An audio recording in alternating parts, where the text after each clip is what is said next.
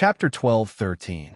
On the third day after Qinchuan and Zhou Lin arrived at Star Dragon City, Qin Changxing and the others also arrived at Star Dragon City on the Hope. When they saw Zhou Lin standing beside Qinchuan, everyone's eyes widened. They thought they had seen a ghost. Qin Changxing looked at Zhou Lin in shock and asked, "Are you a human or a ghost?" Hearing this, Zhou Lin smiled and said, "I'm neither human nor ghost." Hearing Zhou Lin's answer, Qin Changxing was a little confused. The others were also confused. If she was neither human nor ghost, then what could she be? Qinchuan chuckled and explained to everyone, "Senior sister is indeed neither human nor ghost now, but a cute metal path." When everyone heard Qinchuan's explanation, they couldn't help but become even more confused. What was a cute metal path? Seeing this, Qinchuan patiently explained to everyone. Speaking of a cute metal path, he had to mention what happened in the Carefree Secret Realm. Qinchuan once entered the Carefree residence and took out 3 treasures. One was the Purple Star Divine Pupil, which was obtained by Lu Zi. The other was the Phoenix Feather, which was obtained by Yao Rao. And the last was the mysterious Golden Jelly, which was obtained by Zhou Lin.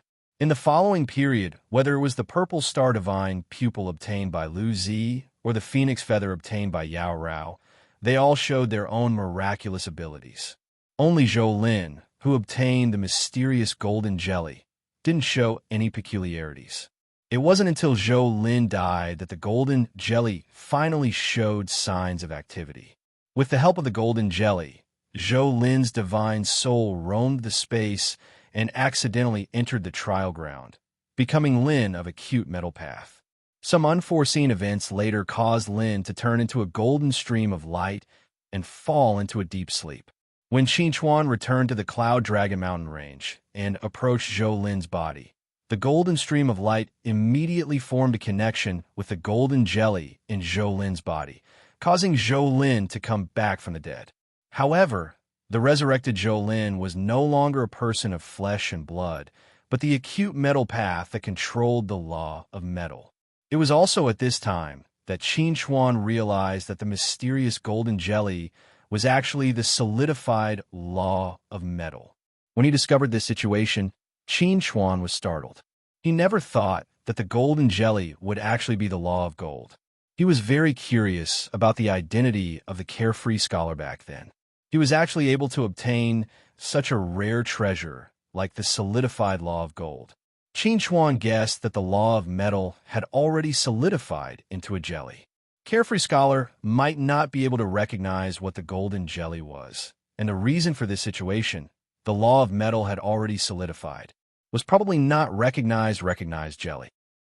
Therefore, he might not be able to didn't recognize the Golden Jelly. The law probably didn't know what the Golden Jelly was not recognized, the Golden Jelly. If that wasn't the case, Carefree Scholar would definitely try his best to absorb the metal law instead of leaving it behind. After figuring this out, Qinchuan was filled with emotions. Perhaps Zhou Lin was already destined to face a calamity in her life. The existence of the law of metal gave Zhou Lin a second chance at life, which was to transform into the acute metal path and continue to live in another way. If Qinchuan hadn't met Zhou Lin, who had already turned into the acute metal path in the trial ground, perhaps Zhou Lin would have experienced some other things and continued to live in the universe. But because of Qinchuan's appearance, Zhou Lin, who had turned into the acute metal path, had the opportunity to return to the Cloud Dragon Mountain range and fuse with the law of metal again. After hearing Qinchuan's explanation, everyone was extremely surprised. No one expected Zhou Lin's resurrection to have so much hidden information. But no matter what, it was still a good thing for everyone to celebrate. In the midst of everyone's laughter, Qinchuan looked at Zhou Lin and asked, "Senior sister, do you have anything to say?" Hearing Qinchuan's words, Zhou Lin pursed her lips and said, "The past is the past. From today onwards, although I am still Zhou Lin, I have nothing to do with the past Zhou Lin." Qinchuan nodded gently and said, "Then congratulations on your rebirth. But now I'm very curious, what realm are you in?" Qin Chuan was sure that the current Zhou Lin was definitely not in the exceptional gold core realm, nor was she in the profound void realm. As for what realm she was in, Qin Chuan wasn't sure for the time being. Zhou Lin smiled and said to Qin Chuan, "I feel that my current strength shouldn't be worse than yours." Qin Chuan was stunned for a moment. He looked at Zhou Lin strangely and said, "Are you that confident?" Qin Chuan was well aware of his own strength. With his current strength, he could kill a pinnacle body integration stage overlord in a head-on confrontation. Even if he were to face a perfected body integration stage overlord, he would still be able to escape with his life. In the past, Zhou Lin died when she was in the exceptional gold core realm. Later on, she turned into the acute gold Dao and was only at the Dongxi realm. After sleeping for a period of time and waking up, her strength was on par with his. This speed of growth was a little too exaggerated. "It's not that I'm confident," Zhou Lin looked at Qin Chuan and said with a smile. "It's the gold Dao that gave me confidence." When a Dongxi realm cultivator advanced to the combination realm, they had to fuse all kinds of power into one. If they wanted to become stronger, they had to fuse with the power of the gold Dao. Zhou Lin, on the other hand, only had the acute gold Dao in her body. She had already fused with the gold Dao. If she wanted to become a peak combination realm overlord, she had already done everything. Moreover, she did it more naturally than other peak combination realm overlords. It wasn't an exaggeration to say that if Zhou Lin mastered the method to advance to the tribulation passing stage, she would probably become a supreme existence in the tribulation passing stage very soon. Zhou Lin was now like a genius student. While others were still studying step by step and taking exams year by year, she had already skipped grades and entered university. Although Qin Chuan was also skipping grades, compared to Zhou Lin's speed, he was still slower. Qin Chuan looked at the confident smile on Zhou Lin's face and said with a smile, "Senior sister, if you really become as powerful as me, or even stronger than me, that would be a good thing. This way, the burden on my shoulders would be lighter. If you have any needs, you can come find me at any time." Zhou Lin smiled at Qin Chuan and said, "In my heart, you will always be that little junior brother." Just as everyone was having a lively gathering, Qin Chuan received a message from Gao. After drinking with Qin Chuan that day, Gao directly set off for the demon realm. Calculating the time, he should have arrived at Mount Tianyao by now. Since he sent a message at this time, it seemed that he had already communicated with the demon realm. "Brother, I've already met the demon emperor. However, she didn't give me a chance to talk about the migration. She specifically asked to see you. If you don't come, she will continue to imprison me." After reading the message, Qin Chuan's expression couldn't help but become a little complicated. There were some things that couldn't be avoided. Chapter 12:14. This was the second time Qin Chuan had come to Heavenly Monster Plain. He stood in the sky, looking at the Heavenly Monster Mountain in front of him, and his mood was particularly complicated. In those years, he and Yaorao got to know each other in Carefree Secret Realm. Later, he entered World Mountain and traveled with Yaorao to Demon World and went straight to Heavenly Monster Mountain.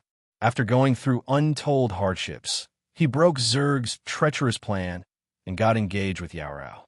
He should have become the son-in-law of Demon Race and live happily ever after with Yaorao.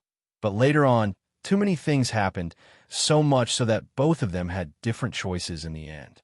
One wanted to stay in Banished Land and pass her days in peace and stability, while the other wanted to leave Banished Land and go to the outside world to wander. Different ideals made both of them go their separate ways. But no matter what, Qin Chuan always felt that he owed Yaorao. This time, after returning, he didn't know how to face Yaorao, so he simply chose to avoid meeting her. This was also the reason why he asked Gao to contact Demon Race on his behalf and tell Demon Race about the migration. But in the end, he still couldn't avoid this hurdle, and in the end, he still had to meet Yaorao. With Qin Chuan's current strength, he could easily enter Heavenly Monster Mountain, but he didn't do so, and instead handed over the visiting card according to the rules of Heavenly Monster Mountain. Qin Chuan asked to see Demon Emperor. In Heavenly Monster Temple, a tall figure was sitting upright on the throne. She was wearing a red dress inlaid with gold, and her temperament was graceful and luxurious, and her exquisite face was cold and indifferent, revealing the majesty and strength of a ruler. She was none other than Yaorao, who had succeeded the position of Demon Emperor. Yaorao lowered her head and looked at the visiting card in her hand, and her expression was indifferent. She didn't show any emotion because of the name Qin Xuan on the visiting card, as if he was just a stranger. Invite him to come up the mountain. Along with the order of Yaorao, the Ministry of Rites of Heavenly Demon Mountain immediately dispatched people to welcome Qin Xuan as a distinguished guest. But every demon clan who participated in the welcoming ceremony looked at Qin Xuan with scowling eyes, and their attitude was very cold. What had happened between Qin Xuan and Yaorao in those years was not a secret.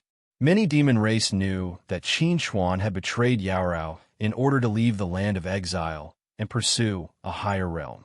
Therefore, in the eyes of demon race, Qin Xuan was a heartless man through and through.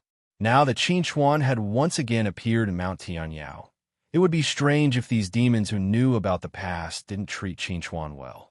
Facing the cold gazes of monster race, Qin Xuan didn't get angry, nor did he feel embarrassed.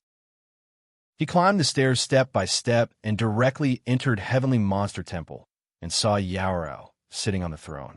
When old friends met, there were no tears in their eyes, nor were there myriad of emotions. There was only silence. See you again after 15 years. Qin Xuan couldn't find any opening words for the time being, so he could only say, long time no see. Yaorao calmly looked at Qin Xuan and indifferently said, shouldn't you greet me first? Hearing Yaorao's words, Qin Xuan was slightly taken aback.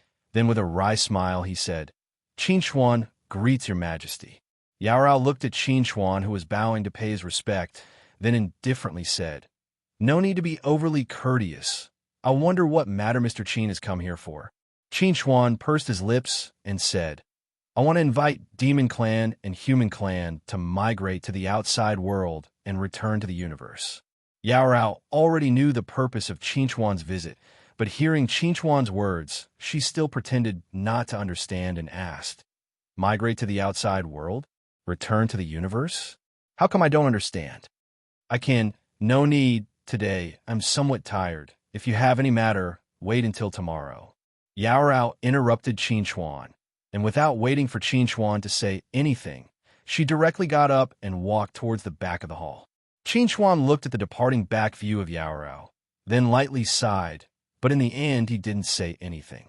After Yaorao walked into the back of the hall, she turned around to take a look behind her, and after determining that Qin Xuan didn't follow her, her heart began to jump, and that indifferent expression on her face faded away and changed into deep hidden bitterness.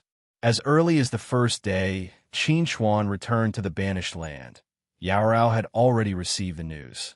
She had thought that she could calmly face everything, but when she really saw Qin Xuan, she discovered that she was completely unable to calm down and was unable to maintain her dignity and pride as Demon Emperor. With no other choice, she could only use the excuse of being tired to leave the front hall and temporarily didn't want to face Qin Xuan. You have already left, so why did you come back? Yaorao sat on the couch, and her exquisite and charming face couldn't help but reveal a touch of misery. Her heart was in chaos in the end. Rower. Don't know when, Shueqio's figure appeared beside Yaorao's couch. She looked at that complicated expression on Yaorao's face, then faintly sighed. She knew that Yaorao was still unable to thoroughly let go of that past feeling. Empress Mother, why did you come? As a great Yuanying realm Yaorao, because she was preoccupied, she actually didn't notice the existence of Shueqio. She somewhat panicked and raised her hand, then used her wide sleeve to cover her face. She didn't want Shueqio to see that sad expression on her face. Rower, do you still like him? Shueqio sat down beside Yaorao, then stretched out her hand and put down Yaorao's arm. Then looking at Yaorao, she seriously asked. Having heard Shueqio's question, Yaorao was silent for a moment, then replied, "And the Demon Emperor, as the Empress, I want to maintain my purity. In this life, I will never be together with any man." Hearing Yao Rao's words, Shueqiu sighed and said, "Your father emperor is still here. You can still return this burden to your father emperor." "No." Yao Rao took a deep breath and said, "Since I have already succeeded as the empress, then I won't easily give up. Moreover, me and him, it's impossible." Having heard her words, Shueqiu looked at Yao Rao with a subtle look and asked, "Do you really think so?" "Empress Mother, you don't need to persuade me. Also don't need to worry about me, and even more don't need to test me." Yao Rao turned her head and looked at Shueqiu. She tried hard to make herself strong and said, "I am the empress of demon race. In this life, I will never rely on any man." At that time, since Qin Chuan abandoned me in pursuit of the great Tao, it proves that our fate has come to an end. He walked his own path, and I walk my own path. Henceforth we have nothing to do with each other. Hearing Yao Rao's words, Shueqiu looked at Yao Rao with some guilt and said, "This matter, your father emperor and I are to blame. If not for us two, you would have definitely left together with him." "Empress Mother, saying these things now is meaningless." Yao Rao pursed her lips and said to Shueqiu, "Perhaps we can still be friends, but it's absolutely impossible for us to become lovers again. Some things, if you miss it, you miss it, and if you give it up, you give it up. Even if a broken mirror is restored, there will still be cracks left behind, and I would rather go without than have something substandard." Chapter 12:15. As the curtain of night fell, Qin Chuan was sitting alone on the roof, overlooking the distant night sky. The stars in the sky were not as bright as the bright moon. Huff! A cool breeze blew, and a charming figure slowly landed beside Qin Chuan. It was Yao Rao, who had shed her embroidered clothes. At this moment, Yao Rao looked somewhat like that year.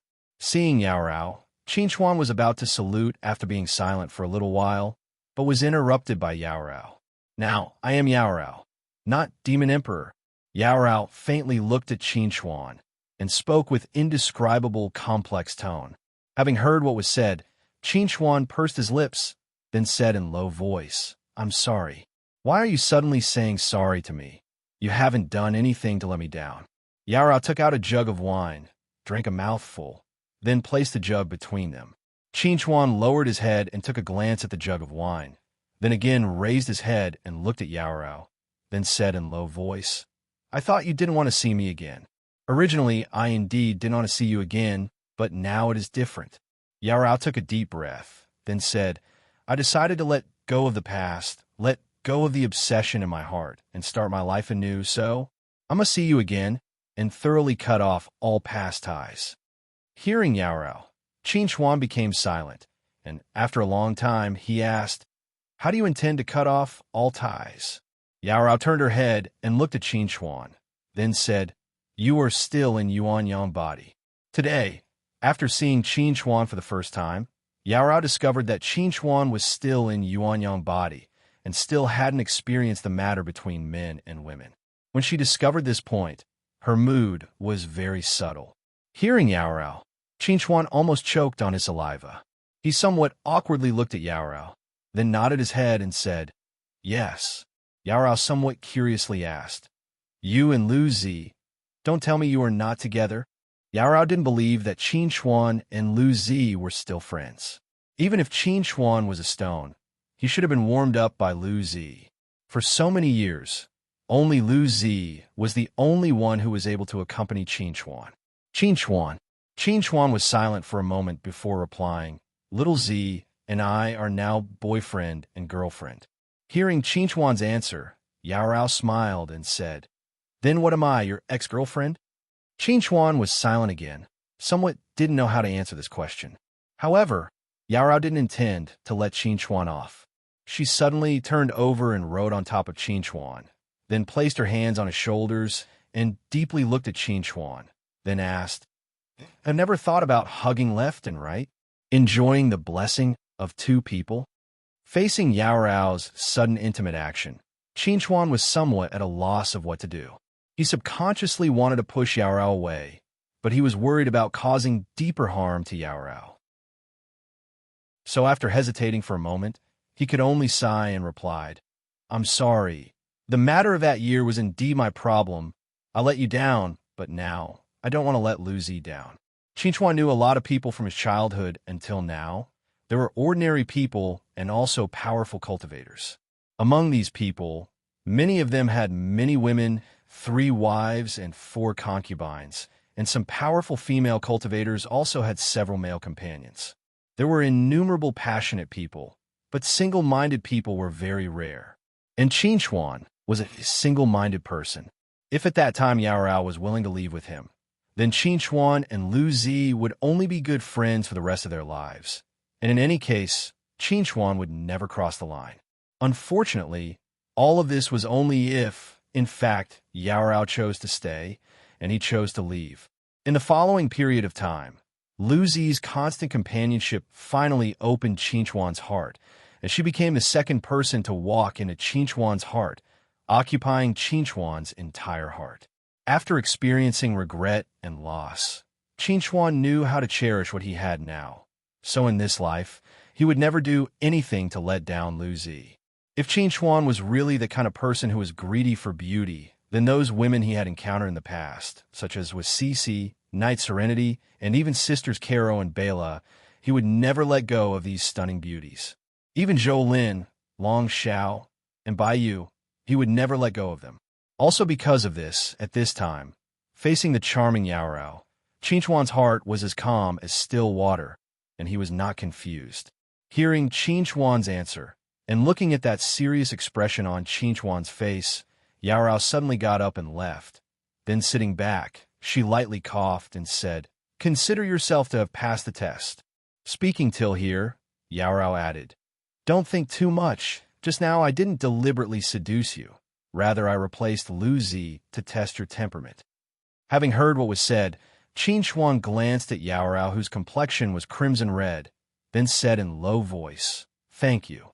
Yao Rao picked up the wine jug and drank a mouthful of wine, then said to Qinchuan in somewhat gloomy tone, "To be honest, in these 15 years, I've always been regretting and vexed.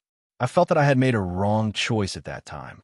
If it was not for me making a wrong decision, perhaps we would have even had a child now." Qinchuan didn't know how to respond to Yao Rao's words. "I said these, there's no other meaning. I just want to spit out all the things that I've kept in my heart all these years. After tomorrow, I will forget everything that happened tonight." Yao Rao said to Qinchuan, "You also have to forget." Qinchuan nodded his head and replied, "Okay, I will forget." Having heard what was said, Yao Rao deeply looked at Qinchuan and said, "Qinchuan, originally I still had a glimmer of hope for you, but now I have given up. I know you. I know you're not a fickle person, so I'm very clear that if Lu Zi had not taken the initiative to give up, then it would be impossible for you to reconcile with me." Speaking till here, Yao Rao somewhat helplessly scratched her head and muttered, "In those years, I was really too stupid and too naive. How could I have taken the initiative to give up? Even if I had agreed on a time for you to come back and marry me, that would have been good." Hearing the words of Yao Rao, Qinchuan hesitated a bit, but in the end he didn't open his mouth. As a matter of fact, in those years he also had similar idea. Merely at that time, he didn't know whether he would be able to come back alive after going out this time. He was afraid of delaying Yao Rao, so he didn't open his mouth. Qinchuan shook his head, how could there be so many ifs in this world? This night, Yao Rao spoke a lot, and Qinchuan had been quietly listening all along, not interrupting and also not absent-minded. Until the sky was about to brighten, Qinchuan and Yao Rao's side was already piled up with empty wine jugs. "Qinchuan, we are friends." Yao Rao let out a long breath, and with the help of wine, she spoke out these words that she had been holding in her heart all night, as the conclusion of this night's talk. Qinchuan nodded his head and solemnly replied, "We are friends and always will be." Chapter 12:16. 15 years ago, Yao Rao finally chose to let go of this precious relationship. 15 years later, Yao Rao truly chose to let go. As for Qinchuan, it could be said that one of his worries had been resolved. His entire state of mind had been sublimated. He had a premonition that if he was in the outside world, where the laws of heaven and earth were normal, perhaps he would have broken through to the late stage of Unity Realm. Similarly, Yaorao's state of mind had also been sublimated. If they were in the outside world, perhaps she would have welcomed her deity transformation stage lightning tribulation. After last night's talk, Qin Xuan and Yaorao had become a lot calmer when they met again in the afternoon of the next day. After Yaorao understood the matters related to ancient demon clan, as well as the matters of the outside world, she immediately made a decision. She was willing to leave the banished land together with Qin Xuan and go to the outside world. The matter of the demon race had been settled. The next step was to announce this news to the outside world and count the number of people who were willing to leave. After that, Qin Xuan went to the World Mountain. He once again went to the city in the mountain and met Zhong Chuyu. The matter of the World Mountain was also settled in a short time. The people who were willing to leave the banished land and head to the outside world would gather in Star Dragon City under the leadership of Zhong Chuyu. The same was true for the demon race. At this time, Gao En, who had already returned to Star Dragon City, had already gathered all the large airships of the Star Dragon Federation. With the help of Baiyu, he had begun to modify them. Otherwise, the Hope alone wouldn't be able to carry too many people. As for Qin Xuan, he had arrived at the Dragon Spirit Lake and met with Hui Tong. Hui Tong still maintained the appearance of Qin Xuan when he left. There was almost no change. When he saw Qin Xuan, he respectfully knelt on one knee in front of Qin Xuan and said, "Greetings, Dragon Lord." Hearing this, Qin Xuan faintly smiled. He helped Hui Tong up and said, "We haven't seen each other for many years. Senior Hui Tong hasn't changed at all." While speaking, Qin Xuan looked at the huge grave behind Hui Tong and said softly, "Take me to pay respects to Senior Tsang Hao." Under the guidance of Hui Tong, Qin Xuan went to Tsang Hao's grave. He lit incense for Tsang Hao and told him about the migration. Although they were ready to leave the exiled land, Qin Xuan had no intention of moving Tsang Hao's grave. He didn't want to disturb Tsang Hao anymore. As for Hui Tong, he did not plan on leaving. He could no longer help Qin Xuan, so he chose to stay and be a tombkeeper. Qin Xuan chose to respect the decision of the Gray System. "Senior, come with me to Dragon Valley again." Qin Xuan took out the Dragon Orb and positioned the entrance to Dragon Valley at the Dragon Spirit Lake. Then, he sent the coordinates to Dusk Snake, who was still in outer space. A moment later, Dusk Snake's figure slowly descended from the sky. "Master, this old servant is here." Qin Xuan glanced at Dusk Snake and then at Hui Tong. He said to Hui Tong, "Senior, this is Dusk Snake. He will be the tomb keeper of Dragon Valley in the future. You two can take care of each other in the future." Hui Tong gently nodded and then glanced at Hui Tong as a greeting. Hui Tong slightly bowed to Hui Tong to show his respect. After all, Qin Xuan called Hui Tong Senior. As a servant, he naturally had to give Hui Tong enough respect, even if he was only at the peak of the nascent soul realm. "Let's go." Qin Xuan took the lead and entered Dragon Valley. Hui Tong followed closely behind, and Dusk Snake brought up the rear.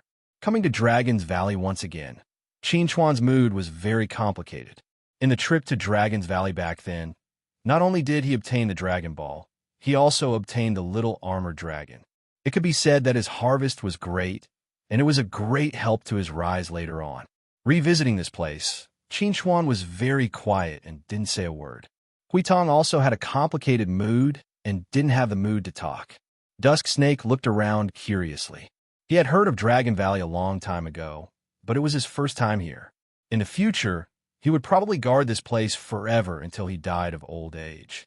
Regarding this, although Dusk Snake felt a little regretful, he didn't have any complaints because this was the best ending for him. When he first came to Dragon Valley, Qin Xuan didn't have the ability to clean up all the Zerg here. This time, Qin Xuan didn't let go of any corner and wiped out all the Zerg. Finally, Dragon Valley was peaceful. Qin Xuan didn't let Hui Tong and Dusk Snake help. He personally collected all the true dragon remains in Dragon Valley and then returned to the prairie. This was the burial ground of true dragons. Qin Xuan buried all the true dragon remains neatly under the prairie. The dragon race didn't have the rule of erecting tombstones, so Qin Xuan didn't erect tombstones either. Moreover, he didn't know the names of these true dragons. In the end, Qin Xuan took out Longbow's remains and buried them in a place with the best scenery on the prairie. This was Qin Xuan's compensation for breaking his promise. After doing all this, Qin Xuan slowly turned his head and looked at Dusk Snake. Dusk Snake, from today onwards, you will guard this place and guard Senior Longbow's tomb. Without my permission, you're not allowed to leave the range of 100 li. I will let Senior Huitong provide you with your daily needs. Hearing Qin Xuan's words, Dusk Snake bowed deeply towards Qin Xuan and said sincerely, "Thank you, Master, for giving this old servant a chance to make up for my mistake. This old servant will definitely not disobey Master's orders and guard the tomb with peace of mind."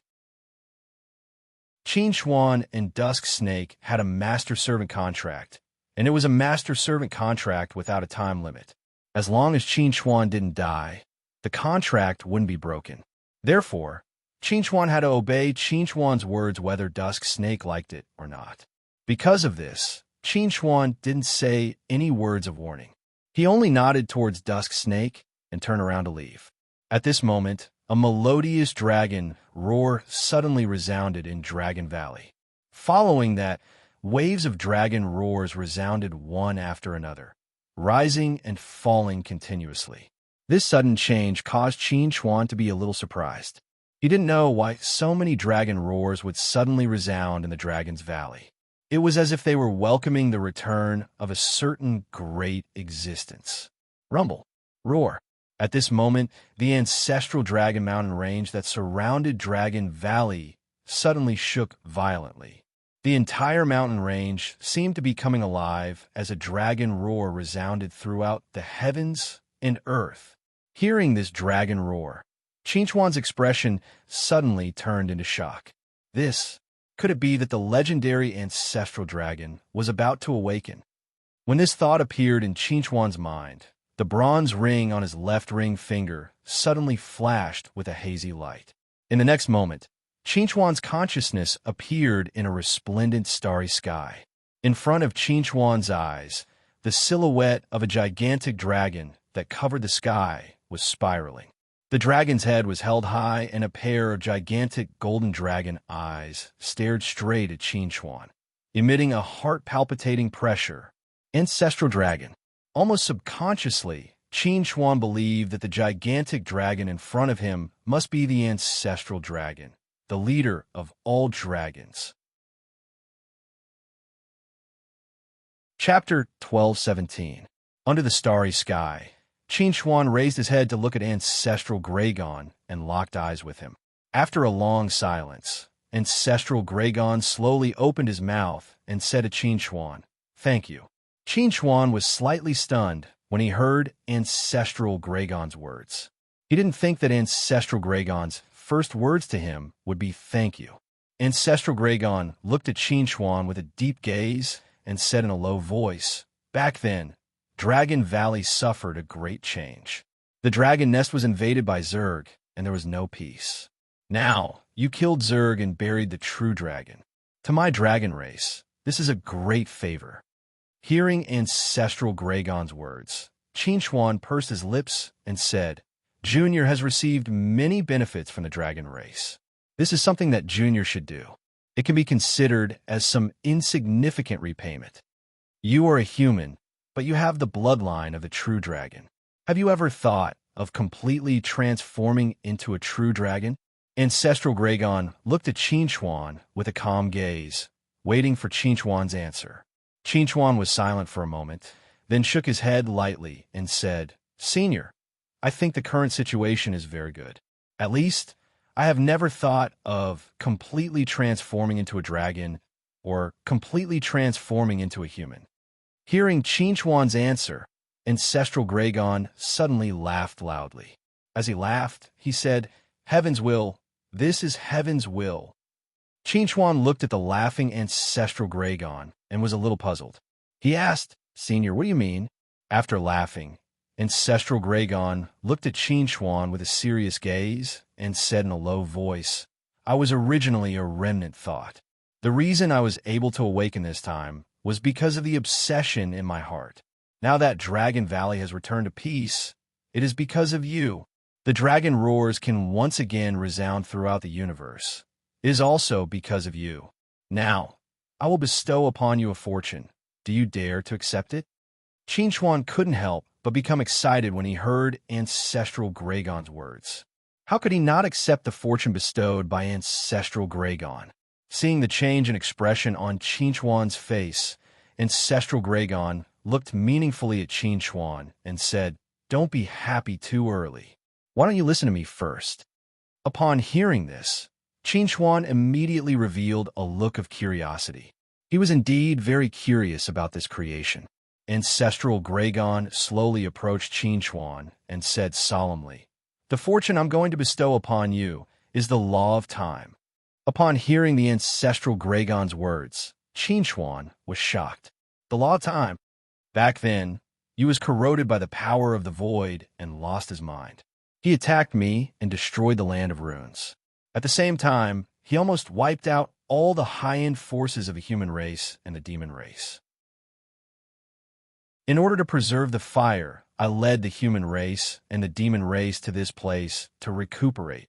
Ancestral Gragon spoke of the past to Qin with a sorrowful look on his face. He said in a low voice, "Unfortunately, the injuries I suffered back then were too severe. After struggling at death's door for 1,400 years, I finally died." Qin had seen this scene in his dream before. He also had infinite regrets about the fall of Ancestral Gragon. However, although I died, I didn't do nothing.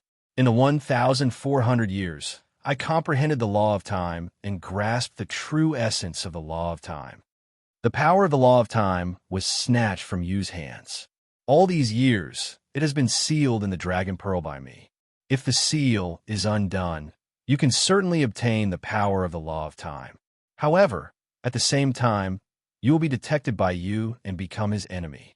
At this point, Ancestral Gragon took a deep look at Qin and said, "Now, are you still willing to accept this good fortune?"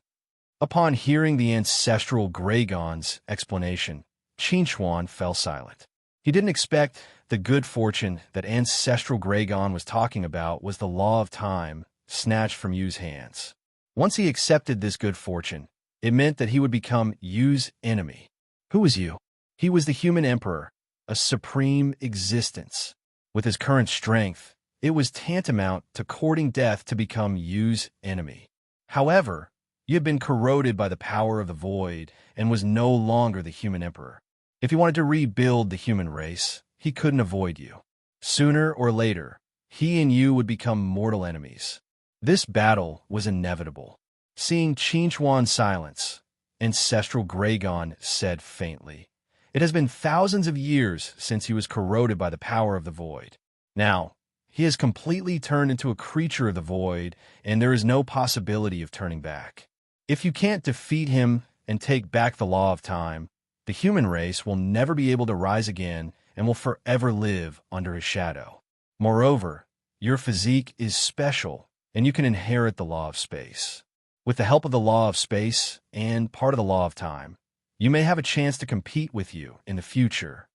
Upon hearing this, Qin asked, "Senior, that year why was he corroded by the power of the void?"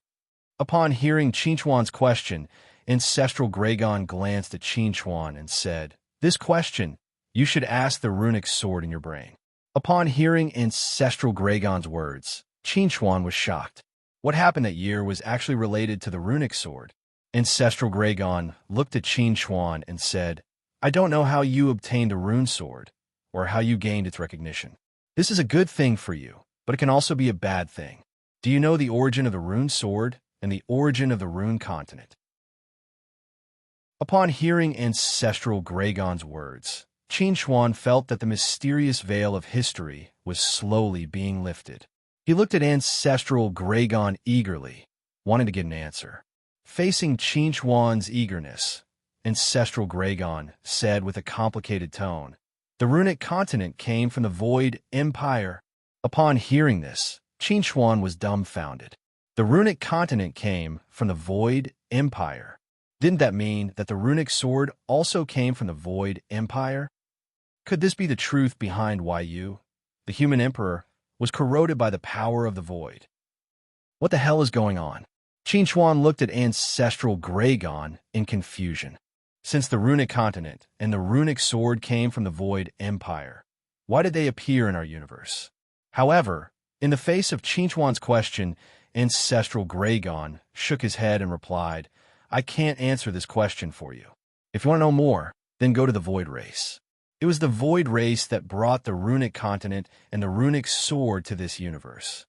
Upon hearing ancestral Gragon's words, Qin felt as if there were countless claws scratching his heart. He really wanted to fly to the Void Race and ask them about it. Now, make your choice, ancestral Gragon said to Qin. Are you willing to obtain this fortune and inherit the power of the Law of Time? Upon hearing this, Qin took a deep look at ancestral Gragon and said, Senior, is there really no way to save him? Ancestral Gragon let out a long sigh and replied, If he really had a chance to get rid of the erosion of the power of the void, then he wouldn't have stayed away for so many years. I understand. Qin took a deep breath and said firmly, Senior, I am willing to accept your gift. Chapter 12:19. On this day, the sky was clear. Everyone was looking forward to this day. Tens of thousands of modified spaceships stopped in the sky above Star Dragon City. They were ready to depart. In the city, tens of millions of people looked up at the spaceships that covered the sky with complicated expressions. In the sky, there were people who chose to leave. On the ground, there were people who chose to stay. There was a clear divide. Qin and Gao stood facing each other. Qin hugged Gao tightly and said, Brother Gao, take care. Gao smiled and said to Qin, Now that you've left, Zerg shouldn't be attracted to us anymore. As long as you stay alive, I believe we'll be fine. Qin knew that Gao was comforting him, telling him not to worry about them. However, he couldn't be completely at ease. If Zerg suddenly invaded them after they left, it would be a disaster for the people who stayed behind. Seeing Qin's worried expression, Gao said, If you're really worried about us, why don't you seal the banished land completely? We can't leave, and no one can come in. Hearing that, Qin was slightly taken aback. That was a good idea. To enter the banished land, they had to pass through the air center. He might not be able to seal the entire banished land, but it wouldn't be a problem to seal the air center. Okay, let's do that. Tens of thousands of spaceships, led by the Hope, slowly flew out of the air center through the space crack and came to the outside world. Countless people crowded around the porthole, looking at the universe outside with eager eyes. It was just an ordinary starry sky, but it seemed to have a fatal attraction to them. After sealing the air center with the power of the law of space, Qin returned to the Hope. With Qin's current attainments in the laws of space, it would be very difficult for anyone to break the seal unless their attainments in the laws of space far exceeded Qin's. Once someone touched the seal, Qin would immediately sense it and return to rescue them. Qin looked at the familiar faces standing on the deck of the Hope, smiled, and said, Let's go. Our destination is the capital of Starting Point. When the Hope led tens of thousands of spaceships out of the dark universe and appeared in the sane system, it immediately attracted the attention of all parties. The primordial humans and primordial demons had finally returned. The former Trang City, now the Qidian City, finally welcomed a new master after years of emptiness. Earlier on, you had already received Qin's instructions to divide the city of Starting Point into 3 parts, 2 big and 1 small. They were divided into the human clan, the demon clan, and the forces of Jia Mountain. Qin would not force everyone to live in the divided areas. This was only a temporary arrangement. If someone wanted to live in other areas in the future, Qin would not have any objections. When the people from the banished land saw the size and prosperity of the Qidian city, they were deeply shocked. Even though the Qidian city had been damaged and had not fully recovered, it was still incomparable to the banished land. Just as everyone was admiring the beautiful scenery of the Qidian city through the porthole, Knight Serenity came to Qin's side and said to Qin, The resources provided by the Tian people have all been stored in the warehouse. The various resources I purchased during this period have also been delivered. If distributed according to needs, it should be enough to supply everyone's needs for 3 years."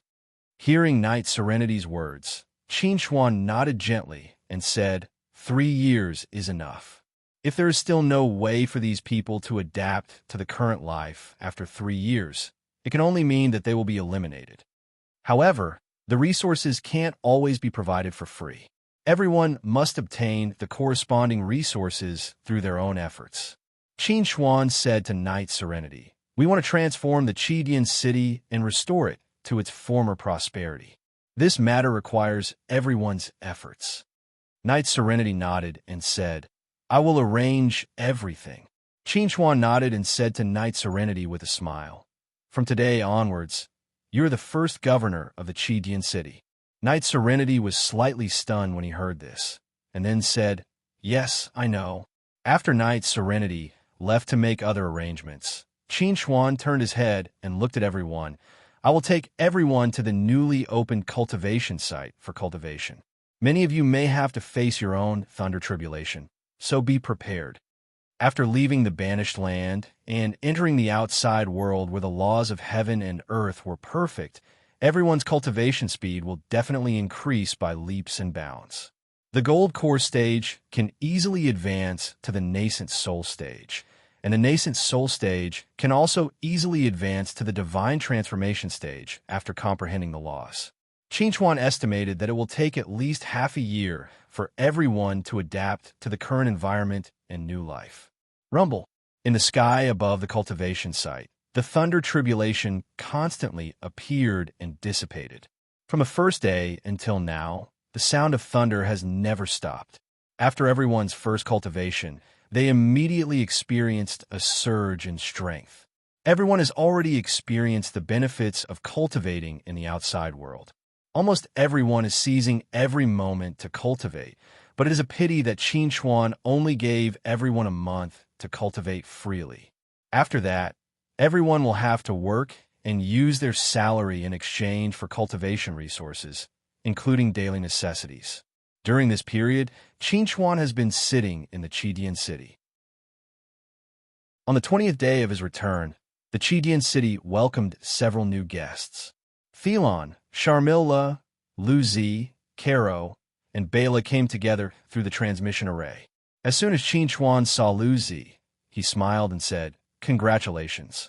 Luzi, who has already reached the form synthesis stage, smiled and said, "Now I feel that the gap between us has narrowed again." "That's great." 2 days ago, Luzi successfully passed the thunder tribulation and reached the form synthesis stage.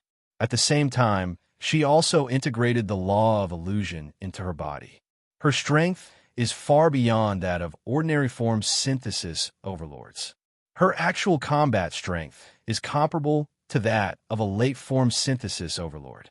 Thelon looked at the flourishing Qidian city and said to Qin Chuan with emotion, "In the past, I always heard stories about the ancient human clan and the ancient demon clan. I thought that the ancient human clan and the ancient demon clan would forever exist in legends and history. I didn't expect that one day I would have the opportunity to see so many ancient human clan and ancient demon clan with my own eyes." Qin Chuan smiled and said to Thelon, "I believe that in the near future, you will see an endless stream of powerhouses emerging from the ancient human clan and ancient demon clan." Chapter 12:20. Thelon and Sharmila came this time not only to check on the situation in the capital of Starting Point, but also to bring a congratulatory gift to Qin Chuan. The Celestial Cluster was willing to temporarily lease the entire Tron Nebula, including dozens of galaxies, to Qin Chuan for the time being to develop the livelihood of the human race and the monster race. This was definitely a great thing for both the human race and the demon race. Please thank the elders for me. The human race and the monster race will always be friends with the Tian people. Qin Chuan thanked Thelon very sincerely. This gift was really very precious. Thelon smiled and said to Qin Chuan, "In addition to this matter, I have another thing to tell you. The One God sect has sent a message and asked us to tell you that they have temporarily put aside their grievances with you. Qin Chuan raised his eyebrows slightly and asked with a smile, "Only temporarily?" Tai Long nodded and said, "The One God sect is willing to put aside their grudges with you for the time being. This is already a huge concession. If word of this gets out, I can guarantee that no one will dare to target you again." Thelon was telling the truth. Even the powerful One God sect had temporarily lowered their noble head in front of Qin Chuan. What qualifications did other forces have to provoke Qin Chuan? Qin Chuan smiled and said, "This is also good news." The reason why Qin Chuan had to face Sam directly was to establish his authority. Now that he had achieved his goal, although it was only temporary, it was enough. Qin Chuan believed that when he became stronger and when more experts emerged from the human race and the monster race, the grievances between him and the One God sect would never be mentioned again. "By the way, I want to ask you about something," Qin Chuan suddenly said to Thelon. "Do you know anyone in the Void Race? I want to meet with the higher-ups of the Void Race to understand some things." Upon hearing Qin Chuan's words, Thelon looked at Qin Chuan in surprise and asked, "Why do you want to meet the higher-ups of the Void Race?" Qin Chuan pursed his lips and said, "There are some things I want to ask them, but it's not convenient to disclose them for the time being." Thelon understood. He knew that this was Qin Chuan's secret, and it was not convenient to inquire about it. He shook his head and said, "I don't know any friends in the Void Race. Moreover, the Void Race has always been mysterious. Very few people can get in contact with them." Upon hearing this, Qin Chuan frowned slightly and asked, "Where does the Void Race gather?" Thelon replied, "The Void Race has very few people. Most of them gather in a place called the Heavenly Void Continent. However, the Heavenly Void Continent is not static. It is constantly moving. Sometimes it will appear in eye-catching places. Sometimes it will enter the dark universe. Because of this, the Void Race is very mysterious." Thelon's answer made Qin Chuan's heart sink. According to Thelon, if he wanted to meet someone from the Void Race, wouldn't he have to rely on luck? However, Thelon quickly gave Qin Chuan some confidence. He said to Qin Chuan, "However, the Heavenly Void Continent has disappeared from everyone's sight for a long time. It's about time for it to reappear." Qin Chuan immediately said to Thelon, "If you receive any information about the Heavenly Void Continent or meet someone from the Void Race, please tell me." Thelon nodded and said, "Don't worry, if I receive any information about this, I will definitely tell you." Holy Cluster, Heavenly Sage Continent. When the news of the humans and shifters returning to the universe spread, Zerg was enraged. Originally, Zerg was the only one in the universe who knew where the humans and shifters were. Although the humans and shifters were protected by the special laws of heaven and earth in the Banished Land, Zerg believed that they would be able to conquer the Banished Land sooner or later and enslave the humans and shifters. However, ever since Qin Chuan's rise, Zerg's attack on the Banished Land was met with stubborn resistance. Although losing a few nascent soul archons was not a big deal to Zerg, it still made Zerg furious. He felt that it was a humiliation. Recently, Zerg was organizing a new attack. In the end, he received news that the humans and shifters had returned to the universe. How could he not be angry? Qin Chuan. It really is that Qin Chuan.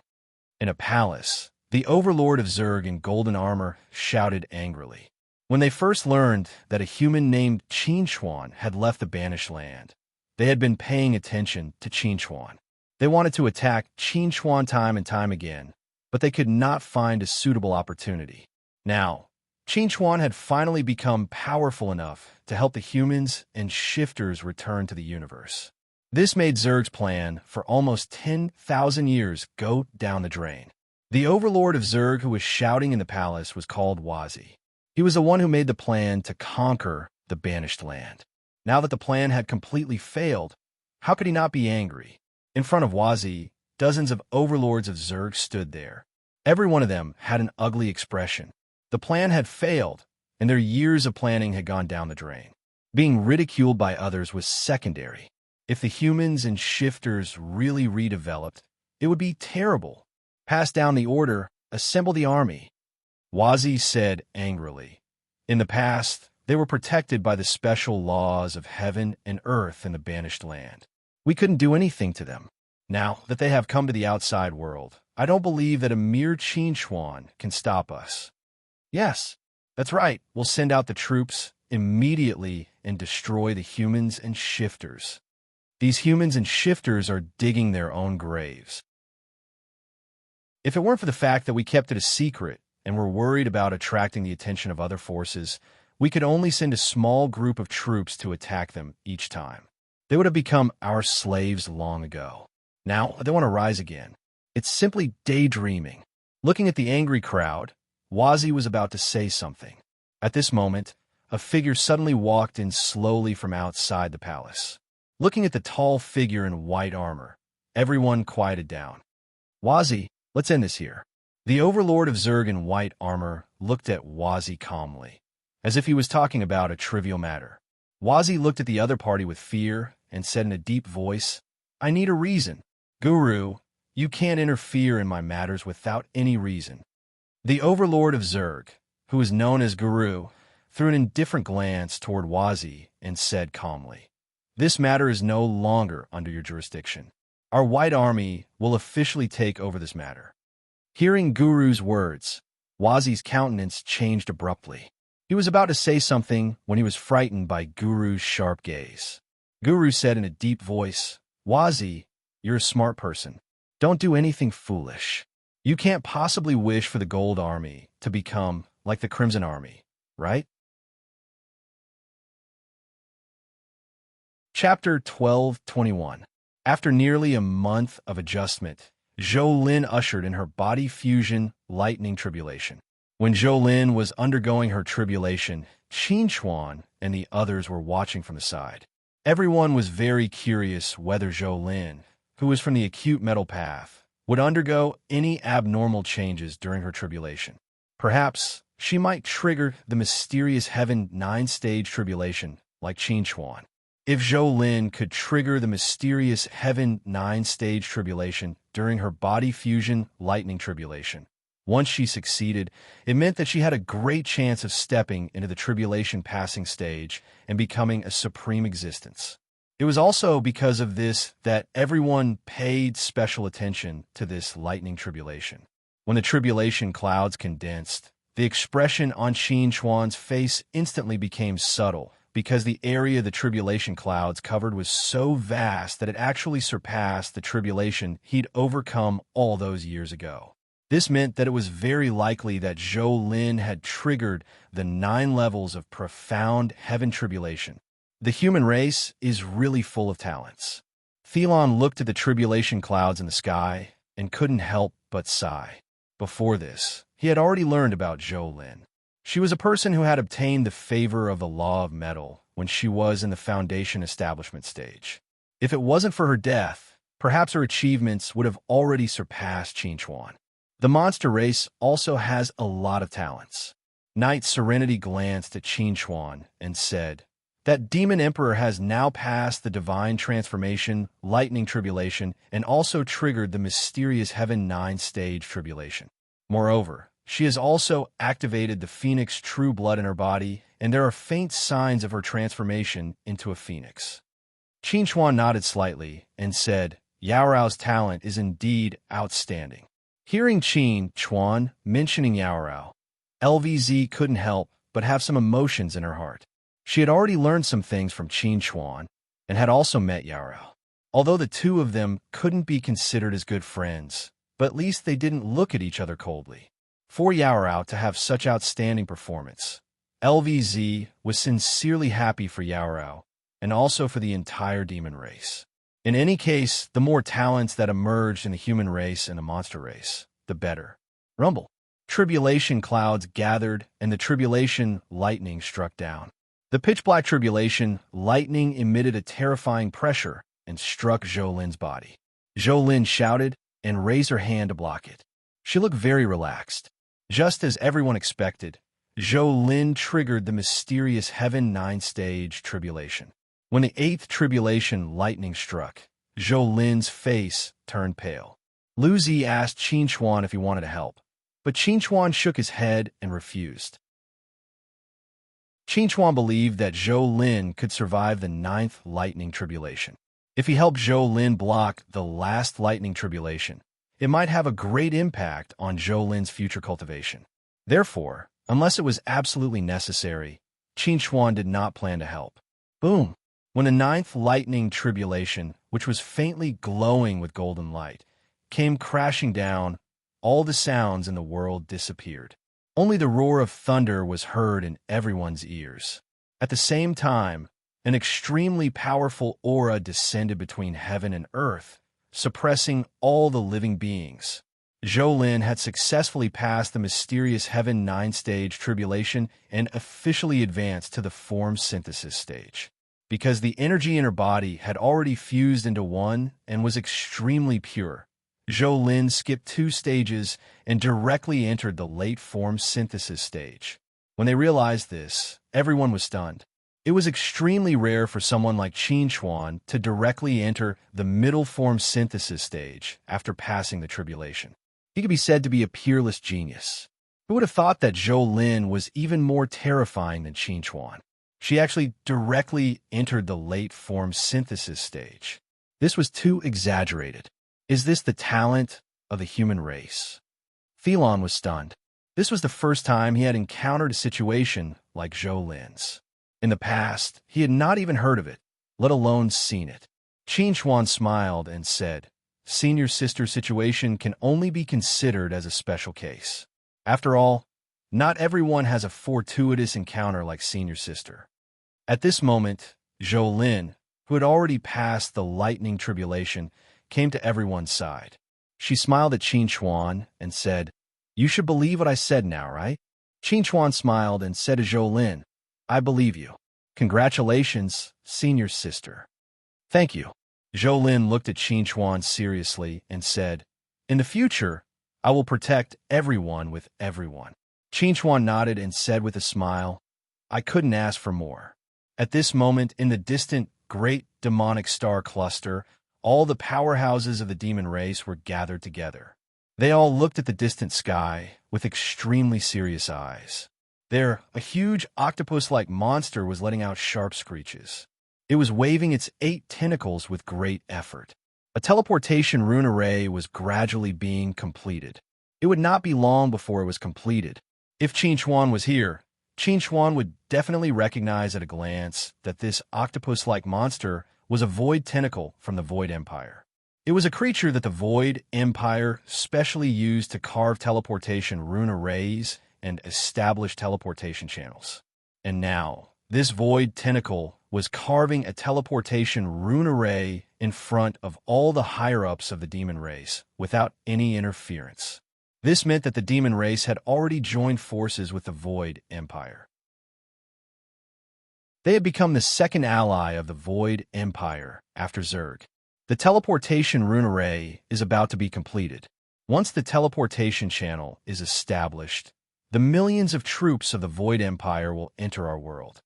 A tall man, wearing a black cloak and emitting black mist, calmly looked at the huge body of the void tentacle. His scarlet eyes were full of anticipation. It seemed that he had been waiting for the arrival of the Void Empire for a long time. Hearing the tall man's words, the higher-ups of the demon race, standing around, all turned around and knelt down on one knee. They said in unison, "We are willing to serve your majesty and conquer the world." For a long time, the demon race had been the most ambitious and powerful race among all the powerful races in the universe. In every earth-shattering war in the past, the demon race was indispensable. Now, after tens of thousands of years of silence, the demon race would rise again and conquer the world. And this time, the demon race was no longer fighting alone. The tall man, the demon king, looked at the people kneeling on the ground. His eyes gradually became blazing. He said to everyone, "This time, we demons will do our best to unify the universe. Unify the universe. Unify the universe." Amidst this high-spirited and passionate shout, the void tentacle finally completed the final carving and successfully established the teleportation channel. When the dazzling dark purple light illuminated the earth, there was a rumble. Huge void tentacles surged out of the teleportation channel. On each void tentacle stood tens of thousands of void warriors and void sorcerers. After more than half a day, tens of millions of troops of the Void Empire had finally arrived in the great demonic star cluster in the demon world, and the outside world knew nothing about this. Chapter 12:22. In the tall demon palace, the demon king sat on the throne. In front of him sat another tall figure.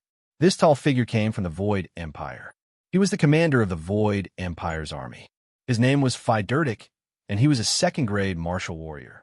His strength was comparable to a crossing calamity stage existence.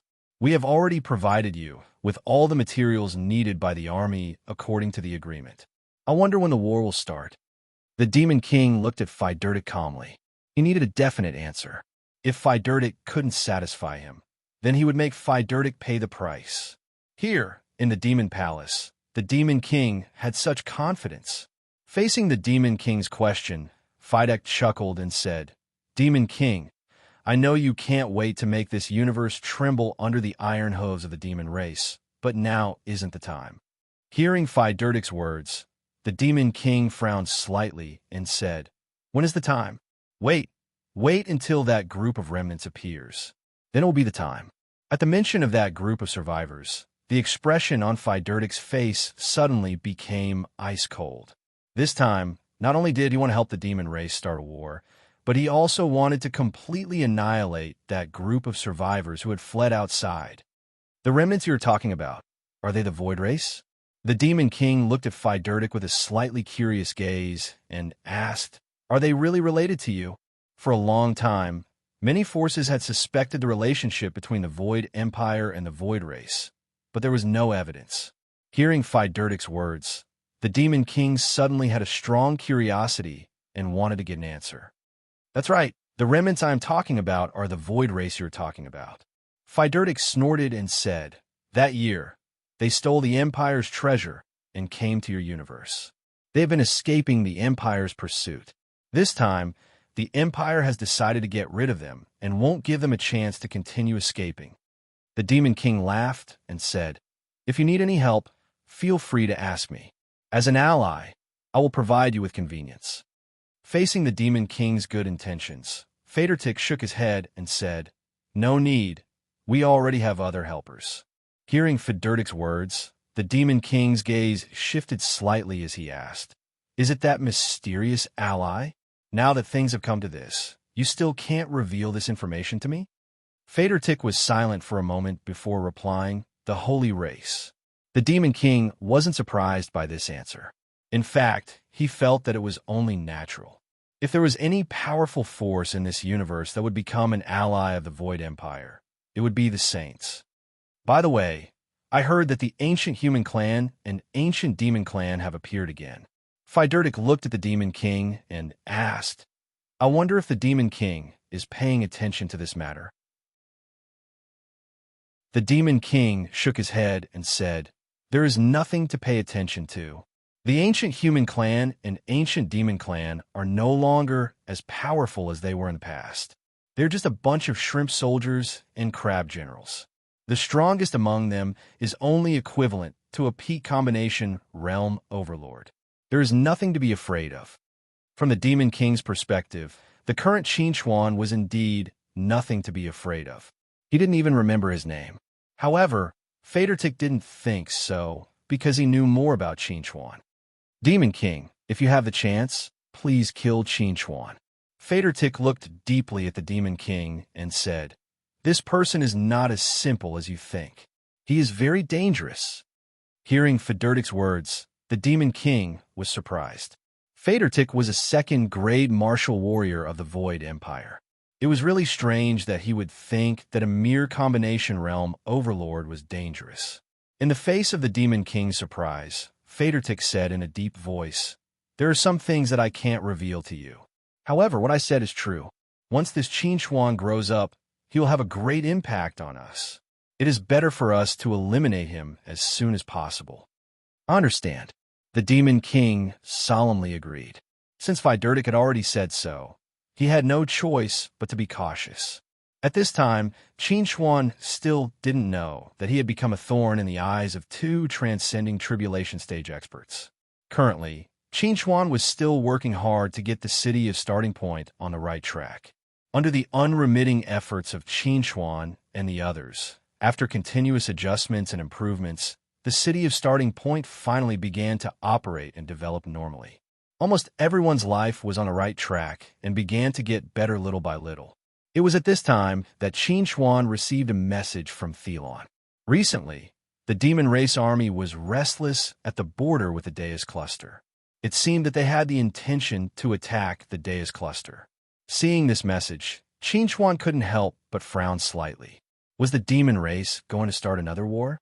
As for why, he said again, it was because the last universe war was also instigated by the demon race, and the one before that was also instigated by the demon race. According to historical records, in the tens of millions of years of history, there had been a total of 7 universe wars in the universe. 5 of them were instigated by the demon race, and the other 2 were due to the invasion of the Void Empire. It could be seen that the demon race was an extremely warlike race. Once the demon race made any movements at the border, it would attract the attention of various forces. Thelon's assumption that the demon race intended to attack the Deus cluster was not baseless. In the past, every time the demon race instigated a war, the Deus cluster would bear the brunt. At that time, other forces would choose to send troops to reinforce the Deus cluster to prevent the situation of the war from expanding. This time, it would be no exception. However, if the demon race really wanted to attack the Deus cluster, it would be difficult for the One God sect to resist with their current strength. This was because too many of the Deus cluster's top combatants had died in the battle with Qin Xuan. Qin Xuan did not feel ashamed about this. If he had not fought back, he would have been the one to die. Therefore, he never felt that he had done anything wrong. However, if the Deus cluster was in trouble, he would not stand by and watch. He would not hesitate to lend a helping hand and help the Deus cluster resist the invasion of the demon race. Now that the revival of the human race and the demon race was on the right track, if the flames of war spread from the Deus cluster to other places, the future development of the human race and the demon race would be greatly affected. Therefore, whether it was for the greater good or to protect the newly rebuilt capital of Starting Point, Qin Xuan would not hesitate to participate in the war. Chapter 1223. After knowing that the demon race intended to start the 8th Universal War, Qin Xuan immediately made the decision to have Knight Serenity, Bela, and Karo stay behind at the Starting Point, while he, Lu Zi, Baiyu, and Zhou Lin go to Stanzos through the teleportation formation to learn more information and then prepare to participate in the war. Now that the human race and the Yao race have many things to do, Qin Xuan's decision to have Lu Zi and the other 2 participate in the war with him was already his greatest effort. When he saw Thelon in Area 1, Qin Xuan directly said to Thelon, "If a war really breaks out, only the 4 of us can participate in the war." Hearing Qin Xuan's words, Thelon took a deep look at Qin Xuan and said, "Each of you is a powerhouse who can take charge of an area on your own. Even the weakest Baiyu is no exception. Having the 4 of you participate in the war is already your best." Thelon understood the current situation of the human race and the Yao race relatively well. In such a difficult time, Qin Xuan leading Lu Zi, Baiyu, and Zhou Lin to battle was already an extremely difficult thing to do. Lu Zi, Baiyu, and Zhou Lin went to Area 2 to meet up with Sharmila and temporarily rest there, while Qin Xuan was led by Thelon to the Elder Council to meet with the elders of the Tian people. When Qin Xuan arrived, he was surprised to find that the 9 elders of the Elder Council did not casually sit on the ground like before. Instead, they stood up and looked very serious and solemn. "Elders, who are you welcoming?" Qin Xuan was a little curious. Could it be that there were other guests in the Elder Council besides him? The 9th elder smiled at Qin Xuan and said, "We are welcoming you." Qin Xuan was surprised and asked, "Welcome me?" The 9th elder nodded and replied, "In the past, you were all alone. Although you had potential, you were still a rootless duckweed. However, you now have the support of the humans and demons. Coupled with your current strength, you already possess the qualifications to become a ruler. Therefore, you have the qualifications to be solemnly welcomed by the Council of Elders. Hearing the ninth elder's explanation, Qin Chuan was slightly stunned for a moment. Then he smiled and said, "We are all acquaintances. This is too grand. Hee, if you don't like it, you could be more casual in the future." This time, the one who spoke was not the ninth elder, but the great elder, who had always been taciturn. As the great elder's voice fell, the atmosphere of the scene instantly became a lot more relaxed. Qin Chuan and the other elders sat on the ground and began to talk about the matters of the demon race. The demon race has always been strong and ferocious. This time, the demon race suddenly stationed hundreds of millions of troops at the border with the Deus cluster. Their purpose is self-evident. They want to provoke the 8th universe war. The ninth elder's face was gloomy. He felt very angry at the mention of this matter.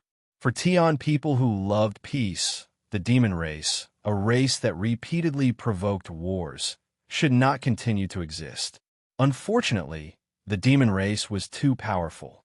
It was almost impossible for them to destroy the demon race. Qin Chuan heard the ninth elder's words and asked, "What's the reaction of the One God sect?" The ninth elder replied, "The One God sect is already prepared. They also station troops at the border. However, the One God sect only has 30 million soldiers. Compared to the demon race, the scale of the troops stationed is much smaller. If the demon race wants to invade on a large scale, the One God sect may not be able to resist." Qin Chuan frowned slightly and asked, "What about the other forces? What's their reaction?" The ninth elder sighed and said, "Most of the forces are watching and have not made a clear statement. However, the Tian people have already begun to mobilize for war. Soon, we will dispatch 20 million troops into the Deus cluster to cooperate with the One God sect in defense." Qin Chuan looked at the ninth elder curiously and asked, "The One God sect only has 30 million troops?" The ninth elder shook his head and replied, "The One God sect can't possibly devote all their troops to defending the demon race. Similarly, the Tian people can't possibly use all their troops to support the One God sect. In fact, the troops that the One God sect mobilized should only be 1 legion, and there are at least 10 such legions in the Deus cluster. As for the Tian people, under the circumstances that the One God sect only mobilizes 30 million troops, we can't possibly mobilize troops that are equal to or more than the One God sect. Therefore, 20 million troops is the most suitable choice." After hearing the ninth elder's explanation, Qin Chuan nodded and asked, "What about the demon race? How many legions does the demon race have?" The ninth elder glanced at Qin Chuan subtly and said, "The people of the demon race are valiant. Every member of the demon race is a soldier who can fight. If the demon race wants to go all out, they can mobilize more than 10 billion troops in a short time. Every citizen was a soldier." Qin Chuan finally had a clearer understanding of the valiance of the demon race. However, the demon race generally won't go all out. The last time the demon race went all out was when they destroyed the ancient barbarian race. The ninth elder said to Qin Chuan, "In ancient times, the barbarian race was also valiant. Every member of the barbarian race was brave and good at fighting. They often had conflicts with the demon race. Later, the two sides went all out and mobilized 10 billion troops. The battle shocked the world." After hearing the ninth elder's words, Qin Chuan couldn't help but be dumbstruck. He really couldn't imagine how magnificent and bloody the scene of tens of billions of people fighting would be. The ninth elder sighed and said, "That battle was really shocking. Tens of billions of people sacrificed their lives in that battle that lasted for 17 years.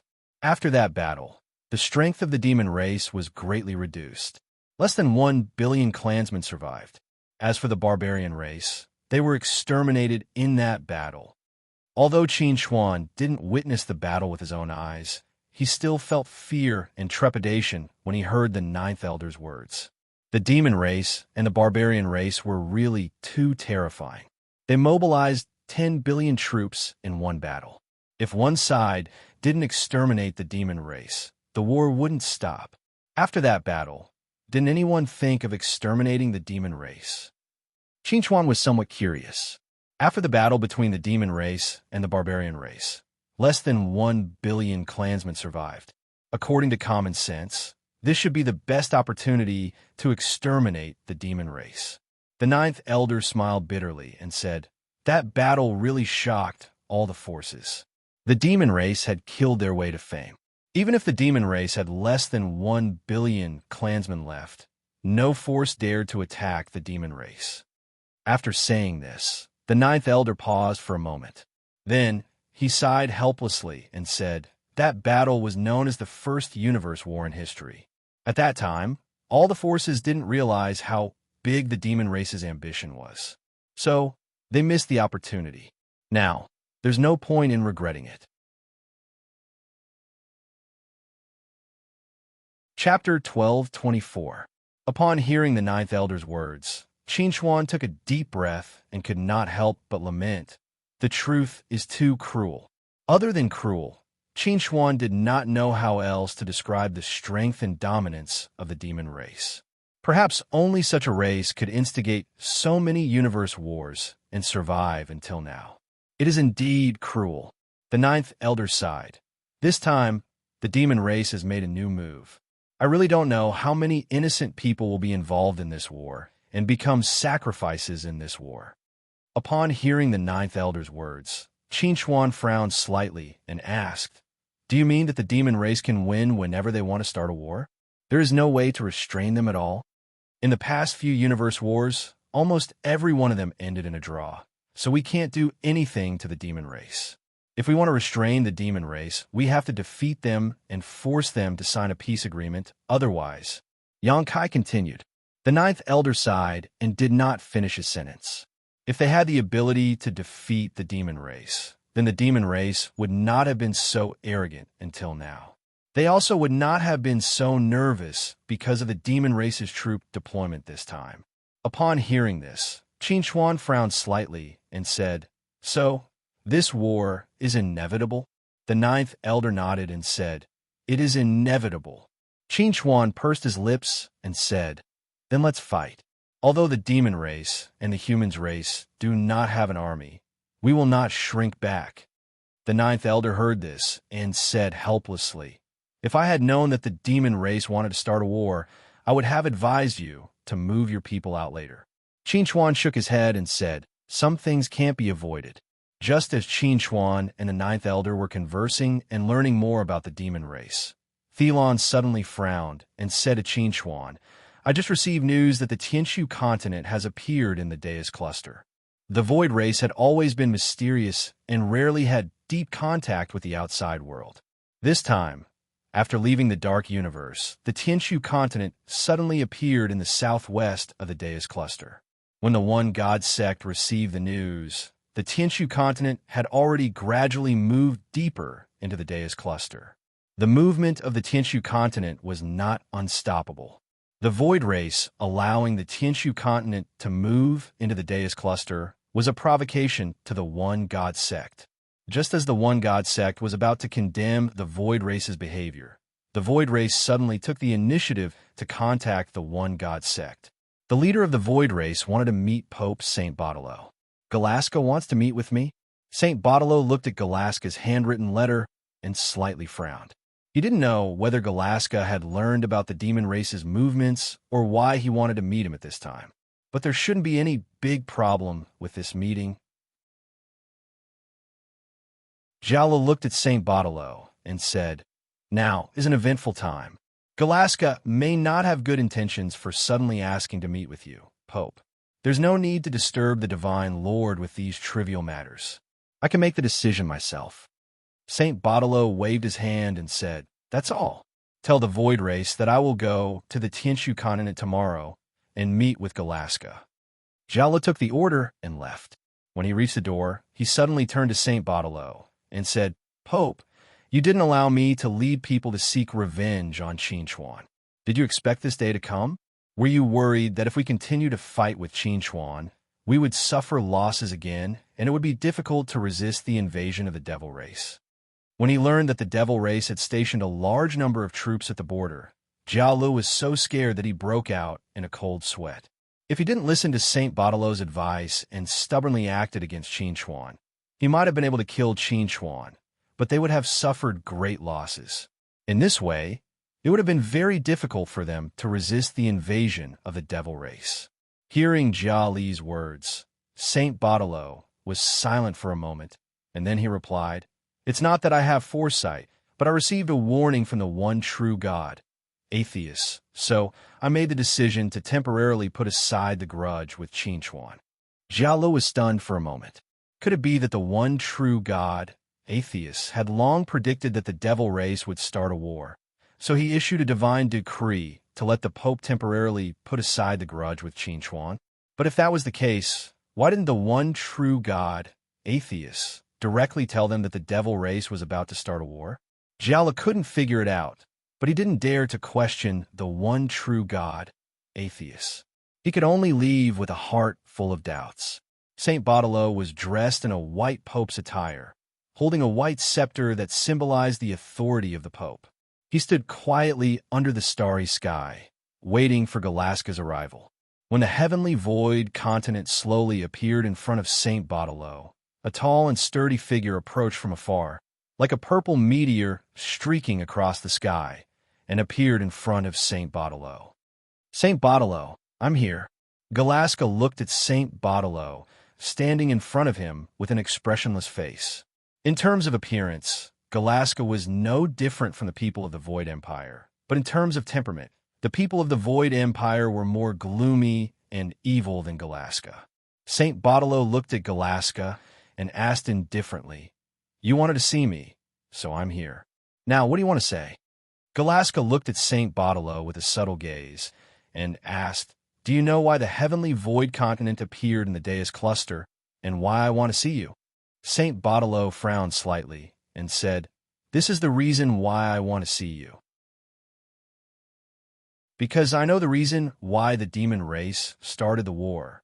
Galaska looked deeply at Saint Baudelot and said, "Once the war starts, the demon race will absolutely not give up easily, because they have the support of the Void Empire." Hearing Galaska mention the Void Empire, Saint Baudelot's gaze suddenly sharpened, and he asked in a deep voice, "Are you sure?" Galaska nodded and said in a very serious tone, "You should know the origin of our Void race. We have never made any mistakes regarding the Void Empire. I can tell you with certainty that a core of the Void Empire has already entered the great demonic star cluster." Saint Baudelot looked at Galaska and asked, "Where did you get this information?" "I have my own sources. I can't tell you this for the time being, but I can tell you with certainty that everything I said is true." Galaska looked seriously at Saint Baudelot and said, "After the army of the Void Empire appears, our Void race will take the initiative to attack and block the army of the Void Empire for you. You'd better take advantage of this opportunity to defeat the demon race army." Chapter 1225. The news brought by Galaska caused a great shock to Saint Baudelot. He did not expect that the Void Empire was behind the war that was about to break out. He had to inform the other forces of this news. Just as this thought came to Saint Baudelot's mind, his optical computer suddenly received a message. The war had broken out. The 4 major legions of the demon race, a total of 120 million soldiers, were all thrown into the main battlefield without warning. However, this did not cause a great impact on the defensive line built by the One God sect and the Tian people. Although the defensive line had not been broken through yet, if the demon race continued to attack like this, the defensive line would not last long. After receiving this news, Saint Baudelot's face suddenly turned extremely ugly. He looked up at Galaska and said in a deep voice, "The war has begun." Galaska frowned and said, "The Void Empire must have also received the news of the appearance of the Void race, so they launched the war in advance. It seems that you don't have much time to prepare."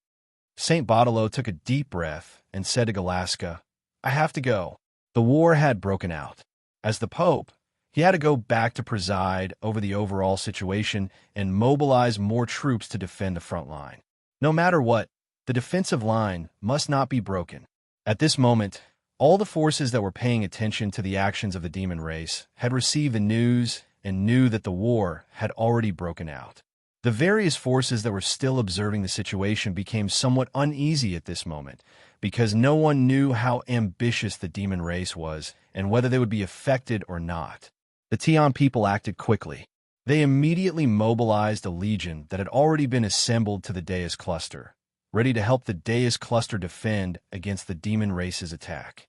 At the same time, Saint Baudelo also told the Tian people the news he had received from Galaska. Behind the demon race's series of actions, there was the shadow of the Void Empire. After receiving this news, the Tian people were incomparably angry. In the past, no matter how they fought, it could be said that it was their own business. Now that the demon race and the Void Empire had joined hands, it was tantamount to living on one hand and helping another, which was absolutely intolerable. Qin Chuan, who was preparing to leave for the Deus cluster to search for the Void continent, immediately contacted Thelon after hearing this news. Thelon, please be sure to persuade the Senate to dispatch at least 2 legions to guard the border with the Holy Cluster and guard against Zerg. Hearing Qin Chuan's words, Thelon frowned and said, "You mean that Zerg will also join the war and stand on the side of the demon race?" Qin Chuan said in a deep voice, "I don't know when the demon race got in touch with the Void Empire, but Zerg must have done it earlier than the demon race.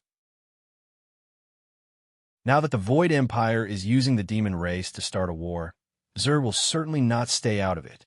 Qin Chuan paused for a moment, and then continued, "I guess that the demon race and the Void Empire want to use the Deus cluster's defensive line to contain most of our energy and forces. When the time is right, Zerg will definitely attack suddenly and catch us off guard." Hearing Qin Chuan's words, Thelon's expression instantly became serious. He said to Qin Chuan, "I understand. I'll report this matter to the Senate and ask the Senate to make a decision as soon as possible."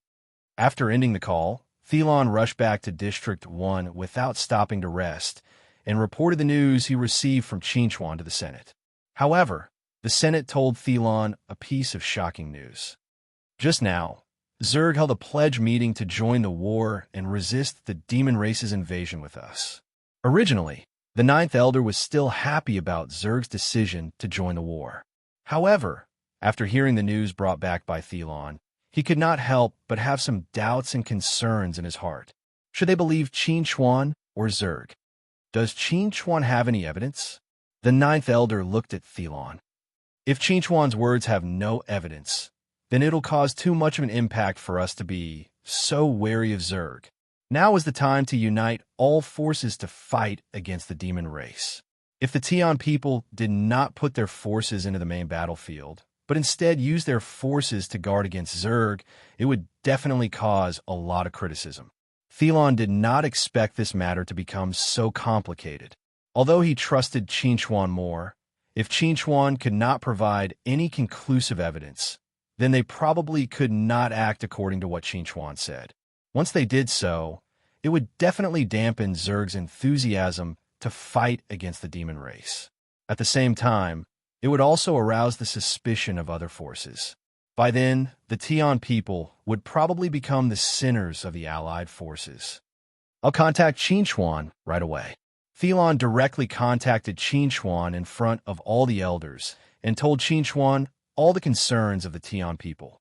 After hearing Thelon's words, Qin Chuan could not help but fall into a long silence. Qin Chuan knew that this was the Void Empire's overt plot. If they used a large number of forces to guard against Zerg for no reason, it would definitely arouse suspicion from all sides. This would make those forces who were still watching on the sidelines become timid and hinder the formation of the allied forces to fight against the demon race. "I don't have any conclusive evidence." Qin Chuan was helpless. Everything he knew and saw was just a dream. If the Tian people wanted him to provide conclusive evidence, he really could not. If he had any evidence, he would have shown it long ago. Qin Chuan's answer disappointed Thelon.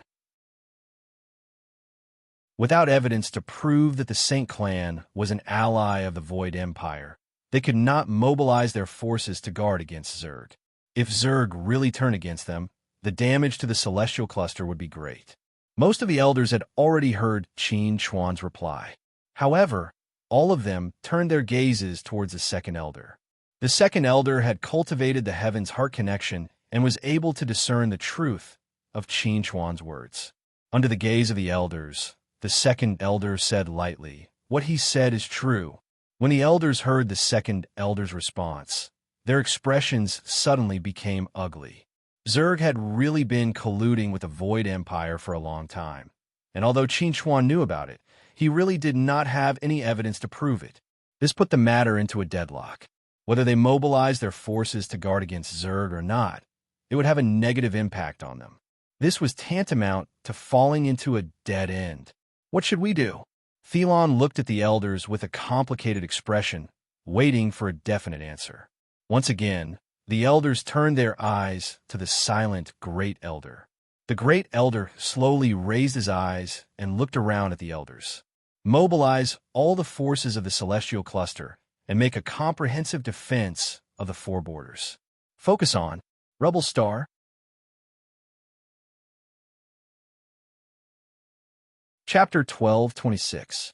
Even though the Great Elder's decision would cause unnecessary waste of resources, it was necessary to avoid suspicion and prevent Zerg from attacking them. This was a method that wasn't really a method. Although it was stupid, it was useful. Qin Chuan was relieved after hearing about this. Even though this would cause unnecessary waste of resources, it was still better than being caught off guard by Zerg's sudden invasion. At the same time, Qin Chuan had already left Stansos and was heading towards the Deus cluster with Lu Zi and Zhou Lin on the Hope. He wanted to go to the Tianshu continent to find out more about the runic sword and the runic continent from the Voiders. On the other side, Zerg had gathered more than 10 units at the border of the celestial cluster.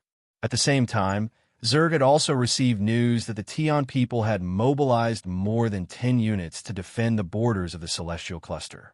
"Sir, the Tian people have mobilized more than 200 million soldiers to defend the borders of the celestial cluster.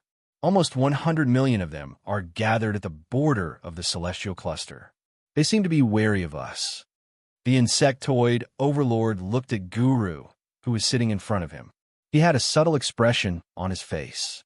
He suspected that the Sky race had seen through their plan, but he didn't have any evidence, so he didn't voice out his guess. Guru listened to his subordinate's report and said calmly, "There's no need to guess. Qin Chuan and the Tian people are allies. Qin Chuan must have told the Tian people everything he knows. It's normal for the Tian people to be wary of us." Gulu was not surprised that the Tian clan would be on guard against the border of the chaotic Stone Star. If he was in the upper echelons of the Tian clan, he would have made the same decision. It was an important matter, and he would rather believe it than not. "Then what should we do?" Overlord Zerg frowned as he looked at Guru. In their original plan, they should have taken the opportunity to rush out of the boundary of the celestial cluster and attack the celestial cluster. This would have attracted the attention of the celestial cluster so that the Tian people would not have time to care about the Deus cluster. This would have bought enough time for the demon race to defeat the army of the one god religion. However, now that the Tian people had suddenly mobilized their forces, their plan had been affected. Guru looked at the overlord Zerg standing in front of him and said faintly, "Guba, the Tian people are smarter than we thought. They were worried that they would arouse the suspicion of other forces, so they didn't dare to be too obvious. However, they mobilized their forces to set up borders. Although there will be a meaningless loss of resources, and, at the same time, it will make other forces think that the Tian people are cowardly, causing them to lose face. However, they have successfully defended against us. This is a good thing for the Tian people. There was nothing wrong with the Tian people's decision to give up the small for the big. At least from the current situation, it was very successful." Hearing this, Guba frowned and said, "Are we not going to attack?" "No, why not?" Guru sneered and said, "We can think of the problem from another angle." Guba looked at Guru with a puzzled gaze. He was a little puzzled. What did he mean by another angle? Guru looked at Guba and said faintly, "Go and negotiate with the Tian people in the name of the Vanguard General of the White Army. Ask them to pass through the boundary of the Celestial Cluster and head to the Deus Cluster to participate in the battle. While you're at it, spread the news and let all forces know that the divine race really wants to send out troops to fight against the demon race.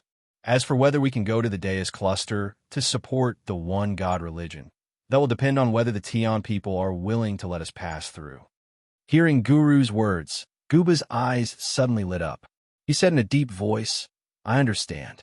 I'll do it right away." After Guba left, Guru looked in the distance and mumbled softly, "Tian people, this time, how are you going to deal with this?" Zerg proposed to pass through the boundary of the Celestial Cluster and head to the Deus Cluster to support the one God religion. When Guba passed the news to the Tian people, he also spread the news. At the same time, he also created a commotion, making the forces close to Zerg release news one after another, praising Zerg for his loyalty. In short, he was hyping up the matter. If the Tian people did not agree to let them pass through, then if the battle in the Deus Cluster fell into a disadvantageous situation because Zerg's reinforcements could not arrive, the Tian people would be sinners. At this moment, Guba's request to pass through was placed in front of the elders.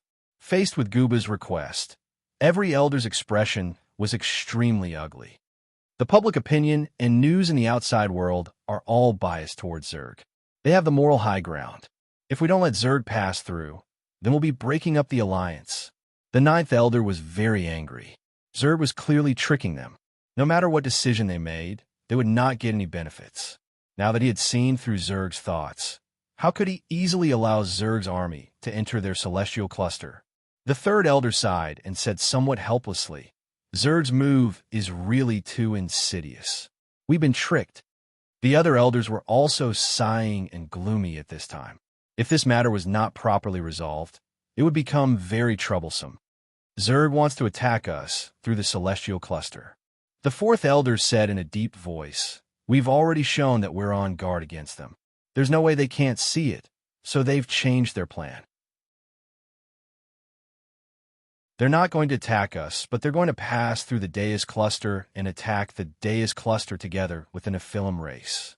Hearing the fourth elder's words, the expressions on everyone's faces could not help but become even more gloomy. If Zerg really wanted to pass through and did not touch the Celestial Cluster at all, it would be a good thing. However, once Zerg's army entered the Deus Cluster, it would be one disaster after another for the Deus Cluster. It would accelerate the collapse of the Deus Cluster, and sooner or later, the flames of war would burn the Celestial Cluster. "Boss, you make the decision." The fifth elder looked at the great elder. Now that all of Zerg's schemes were out in the open, they could only react to them as they saw fit. Hearing the fifth elder's words, everyone looked at the great elder, waiting for the great elder to make a decision. Faced with everyone's gazes, the great elder was silent for a moment, then said to everyone, "Reply to Zerg that we agree to pass through." When everyone heard the great elder's words, their expressions became a little strange. Doing so was equivalent to leading the disaster to the Deus Cluster. It was tantamount to drinking poison to quench one's thirst. However, this might be the most suitable choice at the moment. In addition, there's one more thing to announce to the public. At this time, the great elder continued, "The Tian people are moved by Zerg's active participation in the exhibition. We've decided to dispatch 2 more armies to travel with Zerg's army and support the Deus Cluster together." Everyone's eyes lit up when they heard the great elder's words. Chapter 12:27. When the Tian people's reply was sent back to Zerg, Guru was not angry. Instead, he laughed heartily. If the Tian people were all idiots, they probably wouldn't have survived until now. Fighting against smart opponents was a fun thing to do. Pass down my orders. Mobilize 200 million troops to enter the Celestial Cluster from the border of Rubble Star and pass through to the Deus Cluster. Before entering the Deus Cluster, do not overstep your boundaries. Guba frowned. Are we really just passing through? Guba originally thought that they were only passing through to find an opportunity to attack the celestial cluster, but now it seemed that this was not the case. Guru frowned and looked at Guba. When will you learn to be smarter? Since the Tian people are dispatching troops to travel with us, this means that they are constantly on guard against us. If we attack rashly, it won't do us any good. Our priority is to enter the Deus cluster as soon as possible and help the Nephilim take over the Deus cluster. Guba scratched his head and said, I understand. I will do as you say. The hope. Qinchuan looked at the information sent by Thelon with a worried look on his face. Zerg's actions were obvious, but before Zerg took the initiative to attack, they could not make the first move against Zerg. They could only be on guard. This was a very passive situation. Sure enough, being a good person is the hardest. Being a bad person is the most unscrupulous. Qinchuan sighed. If the Tian people want to take the moral high ground, they could not take the initiative to attack Zerg. They had to wait for Zerg to take the initiative to stand on the side of the Nephilim and give up their moral high ground. Only then could they openly attack Zerg without worrying about the condemnation of public opinion. Luzi looked at the information and said helplessly, It's a pity that we humans and demons are too weak. Otherwise, I wouldn't care about moral high ground or public opinion. I would kill Zerg directly and destroy them. The winner takes all. It has always been like this since ancient times. Hearing Lu Zi's words, Zhou Lin nodded in agreement. She said to Qinchuan, Tian people think too much and have too many concerns. Sooner or later, they will suffer a great loss. When Qinchuan heard this, he glanced at Zhou Lin and said, The members of the heaven race have always been like this since ancient times. They advocate the freedom of the heavens and advocate peace. They would never take the initiative to cause trouble, nor would they lower their heads to evil forces. If it wasn't for this, it would be very difficult for us to obtain the help of the heaven race and become their ally. Tian people are like this. It's a good thing, but it's also a bad thing. Baiyu looked at everyone and said, We just have to do what we can do. Everyone nodded when they heard this. They couldn't interfere in this kind of matter. The only thing they could do was to take care of themselves. How long until we reach the Deus cluster? Qinchuan looked at Baiyu and said, Zerg has already taken action. We have to speed up. Baiyu replied, We still have 20 days before we can enter the Deus cluster. However, we need to get a pass from the one God religion to enter and leave the Deus cluster freely. Otherwise, we can only sneak in. Once we are discovered, the situation will be very bad. Luzi looked at Qinchuan and said, Why do I feel that sneaking in is safer? Qinchuan looked at Luzi, not knowing whether to laugh or cry. He said, It's wartime now. I believe the one God religion won't do anything to us. Let's submit a pass to the one God religion according to the rules. Qinchuan felt that as long as the one God religion's higher-ups weren't stupid, they wouldn't cause trouble for him at this time. 20 days later, Qinchuan and his party arrived at the border of the Deus cluster and officially submitted a pass to the one God religion. The pass, which was supposed to be approved by the border guards, was sent to the one God church in the blink of an eye and presented to Pope Saint Baudelo. Pope, what is Qinchuan and his party trying to do by requesting to enter the Deus cluster at this time? Although they wouldn't cause trouble for Qinchuan for the time being, this didn't mean that he was willing to see Qinchuan wander around under his nose. Saint Baudelo said indifferently, Qinchuan has made it very clear in his pass application that he wants to go to the Tianshu continent. Could this be an excuse? Saint Baudelo didn't trust Qinchuan, or rather, he never trusted Qinchuan. Approve it. Saint Baudelo glanced at Saint Baudelo and said, Now, Qinchuan is our ally. Don't complicate matters. Saint Baudelo's words made Saint Baudelo reluctant, but Saint Baudelo had no choice but to lower his head and agree. One day later, the One God religion's official reply was sent to the Hope. The One God religion allowed the Hope to enter the Deus cluster, but the pass was only valid for 1 year. In this way, Qinchuan and his party entered the Deus cluster openly. If this had happened half a year ago, Qinchuan would have been courting death. Fortunately, the demon race had attracted most of the One God religion's attention, So the one God religion had no time to deal with Qinchuan. I heard that the one God religion is having a hard time at the front line. Although they are on the defensive side, the one God religion has lost more than 10 million troops.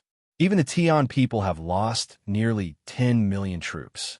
Zhou Lin was holding the information she had obtained from the Tian people. Her eyebrows were full of worry. The demon race's offensive was fierce. When Zerd's army arrived, they would probably launch an all-out attack. At that time, the demon race might mobilize more than 1 billion troops. Qin Chuan replied, "The one God religion is not good at conquest. They are good at preaching and praying."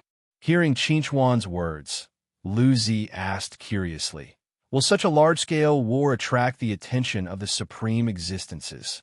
Qin Chuan thought about it seriously, then shook his head and said, "I don't think so." Lu Zi was puzzled and asked, "Even if the one God religion is about to be destroyed, they won't. If the one true God, atheist, wants to take action, then a Nephilim Emperor will definitely take action. This means that neither of them will take action. Therefore, the ones who will decide the survival of the one God religion are the higher-ups like the Pope." Qin Chuan explained to Lu Zi, "Moreover, I don't think the one true God atheist will be a match for the Nephilim Emperor." Qin Chuan's guess was not unreasonable. If the Nephilim Emperor was not strong enough, then the demon race would not be so strong. After all, the reason why the demon race was so ambitious and aggressive was that the Nephilim Emperor was standing behind them, giving them enough support and confidence. If the one true God atheist and the Nephilim Emperor really fought, it would be a real disaster for the one God religion.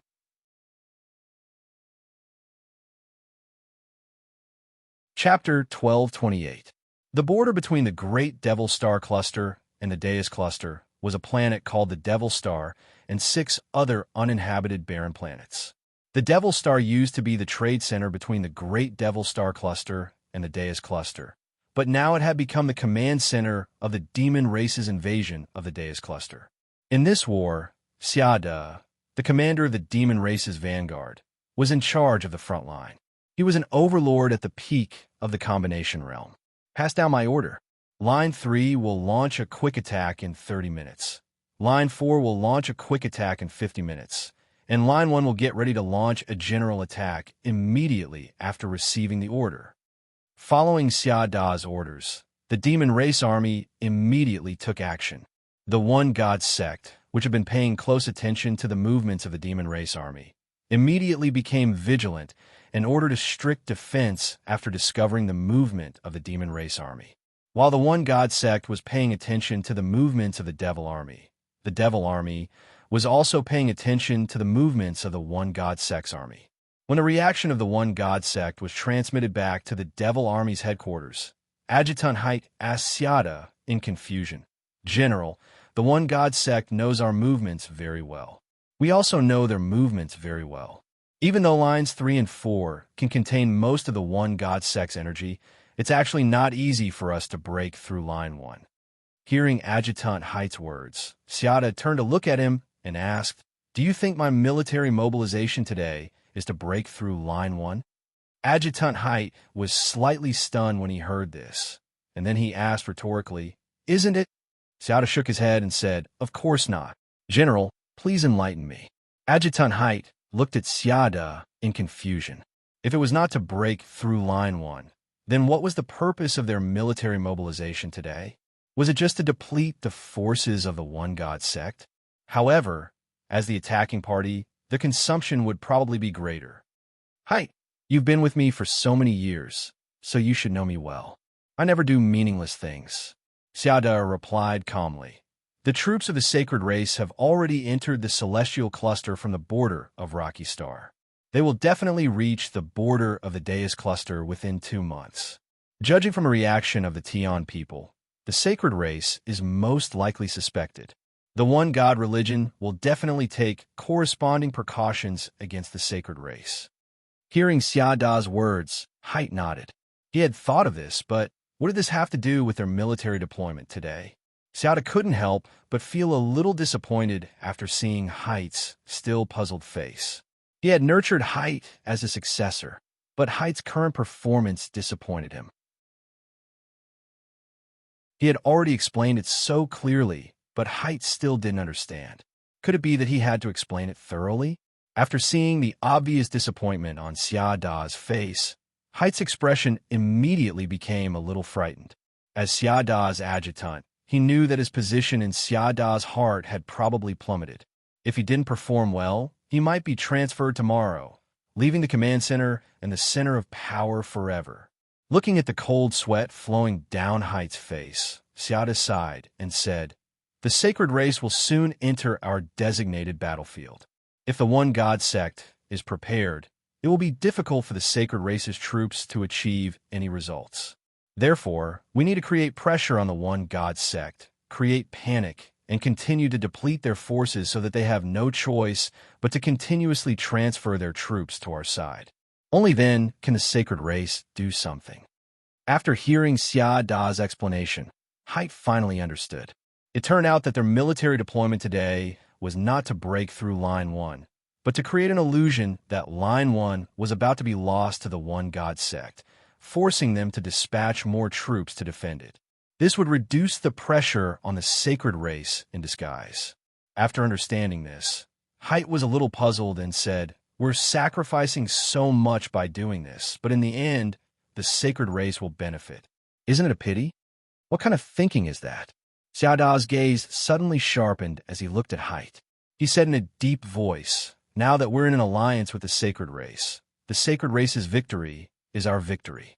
In order to defeat the One God sect and annex the Deus cluster, one side must make sacrifices, and we're the most suitable side. If everyone thinks like you, then our alliance will collapse sooner or later." Haidt's face immediately turned pale at Xia Da's reprimand. He said in horror, "I know I was wrong." Xia Da snorted and said to Haidt, "Go back and reflect on your actions in your residence. Don't come out without my permission." "Yes, I know." Haidt immediately turned and left. He was afraid that if he continued to stay, he would anger Xia Da again and receive an even more severe punishment. How disappointing. Xia Da was really disappointed. If Haidt wasn't his nephew, he would have kicked him out long ago. Emergency military situation. Emergency military situation. The Nephilim race is attacking Line 3. Line 3 requesting reinforcements. Emergency military situation. Emergency military situation. The Nephilim race is attacking Line 3. Line 3 requesting reinforcements. Emergency military situation. Emergency military situation. The Nephilim race is attacking Line 3. Line 3 requesting reinforcements. When Line 3 was attacked by the Nephilim race, the other lines of defense received a request for reinforcement from Line 3. The expressions of the commanders of all the lines of defense changed slightly, and they immediately mobilized their troops to support Line 3.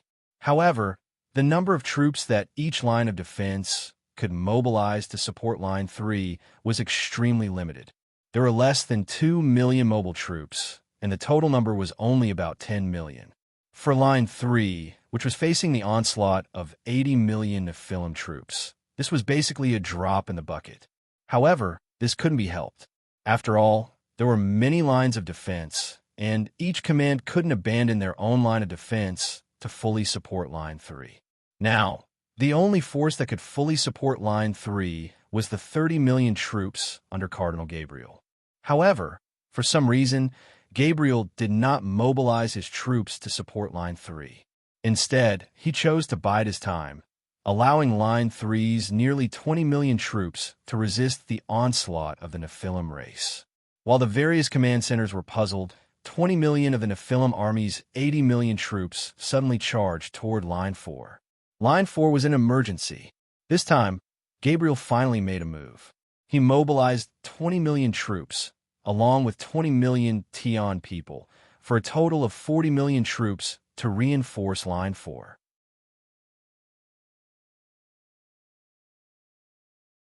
Chapter 1229.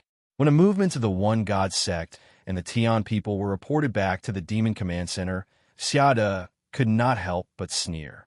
Although Gabriel is quite capable, he is underestimating the combat power of the demon race's warriors if he wants to swallow my 20 million troops with less than 60 million troops.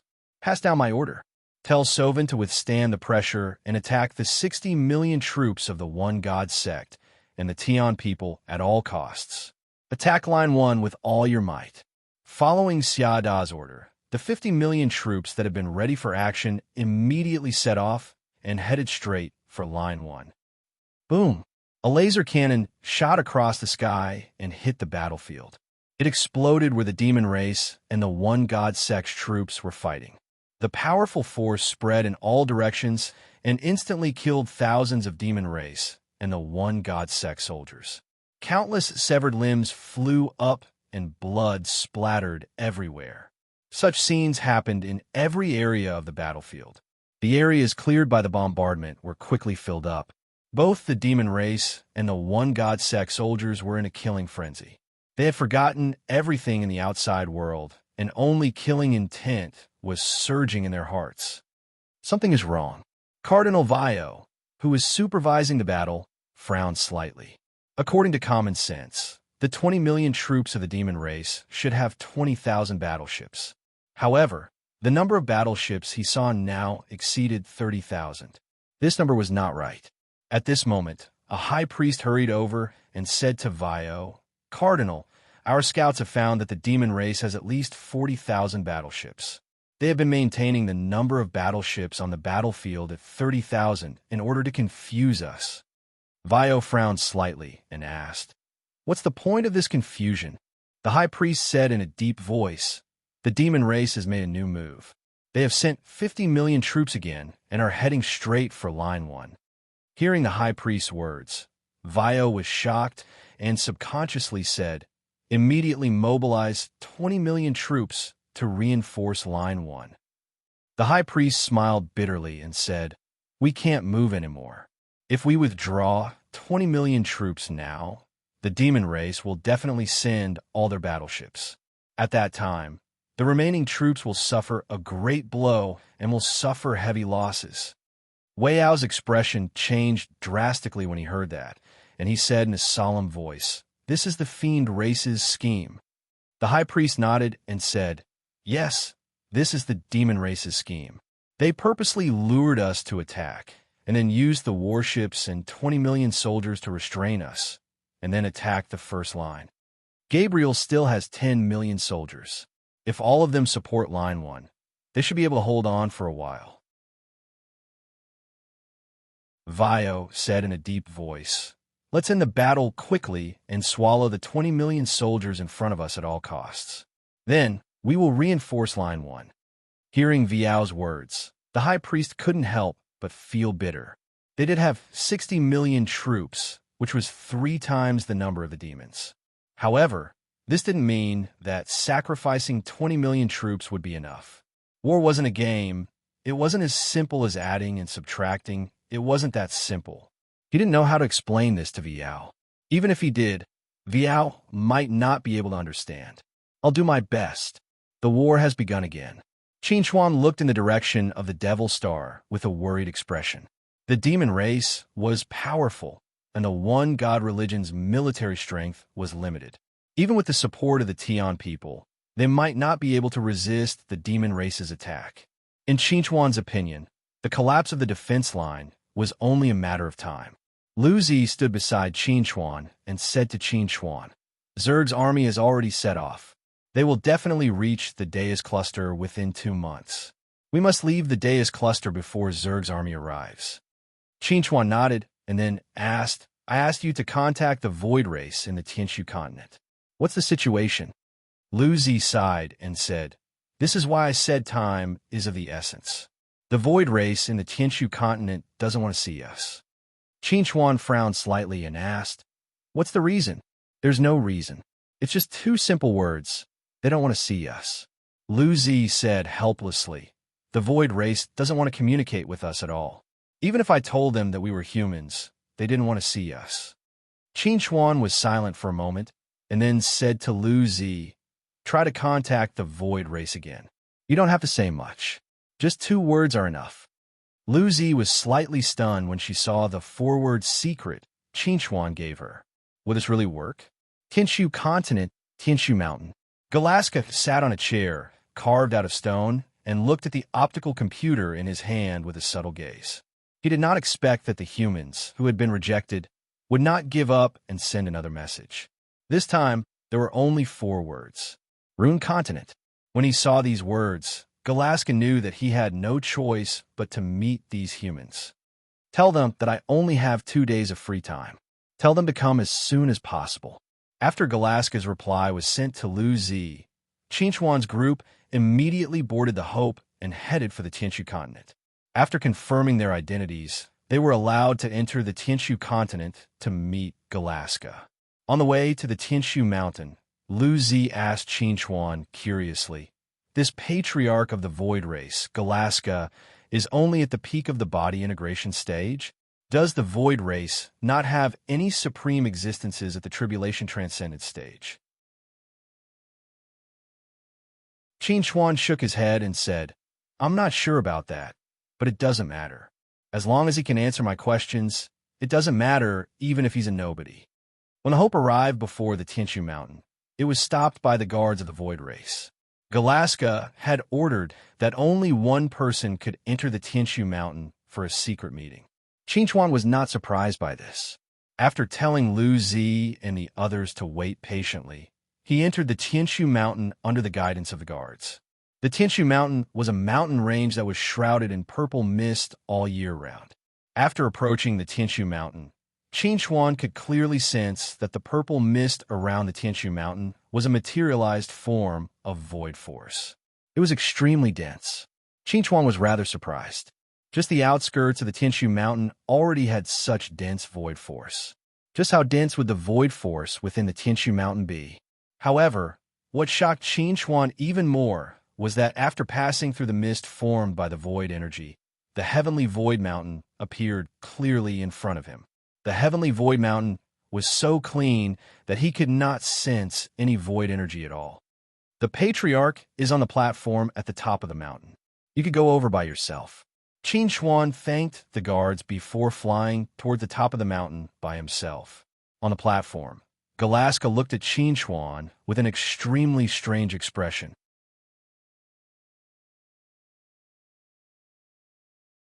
Chapter 1230. Qinchuan slowly walked up to Galaska and said, "Junior Qinchuan greets Senior." Galaska looked at Qinchuan and asked, "You know about the runic continent?" Galaska went straight to the point. He had no intention of being polite with Qinchuan at all. He would say whatever he wanted to say without beating around the bush. Qinchuan nodded and said, "I do know about the runic continent, and I know more than you expect, Senior." Galaska frowned slightly when he heard Qinchuan's words. He asked, "What else do you know?" Qinchuan looked at Galaska meaningfully and said, "Senior, before I answer your question, I would like you to answer a question of mine." Galaska frowned slightly. After pondering for a moment, he asked, "What do you want to ask me?" Qinchuan took a deep breath and said, "I want to know about the relationship between the Void Race and the Void Empire." When he heard Qinchuan's question, Galaska's gaze towards Qinchuan suddenly changed, and he said, "That's not something you should inquire about." Qinchuan was not surprised by Galaska's attitude. He smiled and said to Galaska, "I've thought about many things during this time. Why don't you listen to me first? If I'm right, you can give me some reaction." Galaska frowned and looked at Qinchuan. He did not say anything. He wanted to see what Qinchuan could guess. Qinchuan saw Galaska's silent agreement, so he continued, "My guess is that the Void Race once belonged to the Void Empire. They might even be the upper echelons of the Void Empire, or even royalty." Galaska's expression changed when he heard Qinchuan's guess. Qinchuan understood that he had guessed correctly. The Void Race was indeed a part of the Void Empire, and they had an extremely high status. It was extremely likely that they were royalty or former royalty. Galaska looked deeply at Qinchuan and said, "Continue." Qinchuan nodded and said, "Perhaps another powerful force appeared in the Void Empire at some point in time. They were dissatisfied with your rule, and under some circumstances, they suddenly rebelled and overthrew the royal family's rule." Galaska's expression suddenly became ugly when he heard Qinchuan's words. He could not help but ask Qinchuan, "Just how do you know all this?" When Qinchuan heard this, he replied seriously, "I've said it before. I know more than you think. And what I said just now was indeed my guess." Galaska was silent for a moment, then replied, "You're right. We, the Void race, are indeed royalty of the Void Empire. We were in the past, and we still are. The rebels will always be the rebels. No matter how powerful they become, they will never be able to shake off their identity as rebels." Hearing Galaska's words, Qinchuan asked curiously, "Back then, how strong were the rebels? Why did you fail?" In Qinchuan's opinion, the royal family of the Void Empire should have the support of the ultimate existence, the arcane church. No matter how powerful the rebels were, how could they be more powerful than the arcane church, an ultimate existence? This time, Galaska was silent for a long time. After a while, he said, "Originally, it was impossible for the rebels to succeed, but something happened to the arcane church during that time." Qinchuan's heartbeat quickened at Galaska's words. He felt that what Galaska was going to say next was very important. When the rebels started the civil war, the arcane church suddenly lost a lot of power. At the same time, 3 rank 2 powerhouses suddenly appeared on the rebels' side. Galaska said in a low voice, "It was the 3 rank 2 powerhouses who used mysterious means to steal the arcane church's power, causing the royal family's strength to drop greatly." Qinchuan could not help but be shocked at Galaska's words. He said in disbelief, "How could they steal the arcane church's power? The arcane church is an ultimate existence. Didn't he have any premonitions?" Galaska shook his head and replied, "At the time, it was indeed inconceivable. However, later on, we found out how the rebels stole the arcane church's power." Galaska paused for a moment at this point, and then he continued, "The rebels obtained a divine artifact, a divine weapon." Qinchuan was stunned. In the past, he had only heard of the existence of divine weapons, but had never seen one with his own eyes. "It's a sword," Galaska said in a low voice, "a runic sword born in the runic continent." Qinchuan was stunned. He had been curious about the divine weapon that could steal the arcane church's power, but it turned out to be a runic sword, the runic sword that had accompanied him for decades. "Can you be more specific?" Qinchuan could not help but swallow. He was very curious now. What was going on? At this point, Galaska had nothing to hide.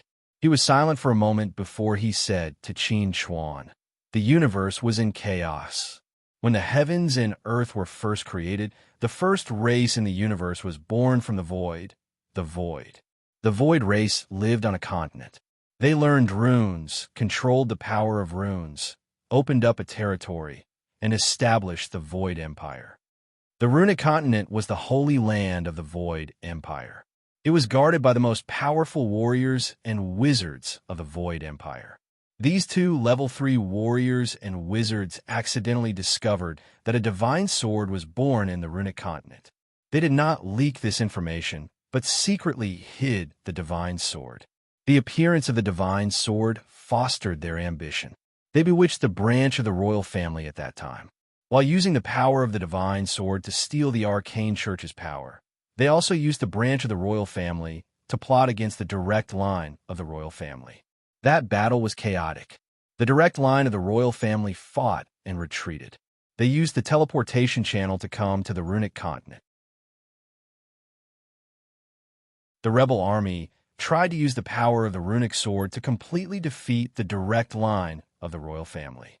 However, the arcane church seized the runic sword with supreme power and opened the teleportation channel, sending the direct line of the royal family to the other side of the universe.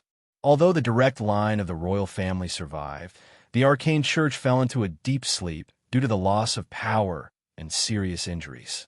Without the protection of the arcane church, the direct line of the royal family struggled to survive in the New World. When faced with the rebel army, the direct line of the royal family made an important decision. They traded the runic sword and the runic continent for the protection of the two most powerful races in the New World at that time. You should have guessed it even if I don't tell you. They are the primordial human clan and the primordial demon clan.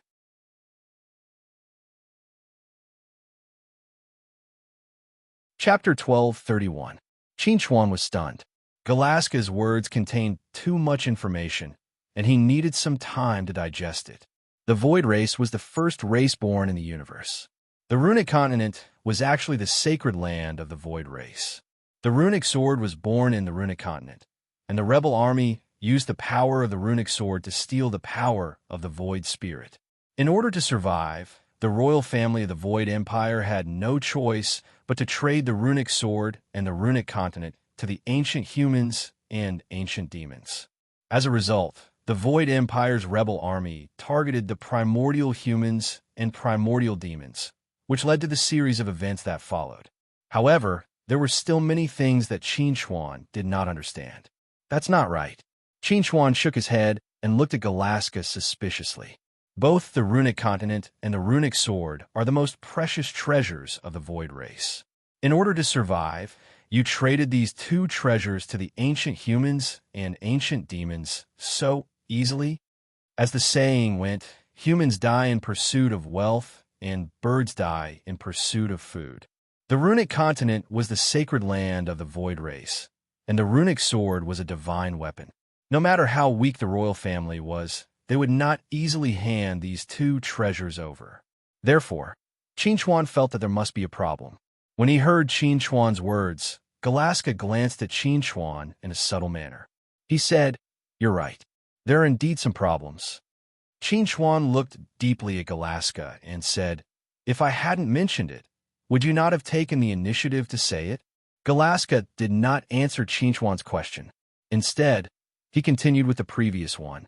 "The reason why we were willing to trade the Runic Sword and the Runic Continent in exchange for the protection of the ancient humans and ancient demons was that there was a problem with both the Runic Sword and the Runic Continent."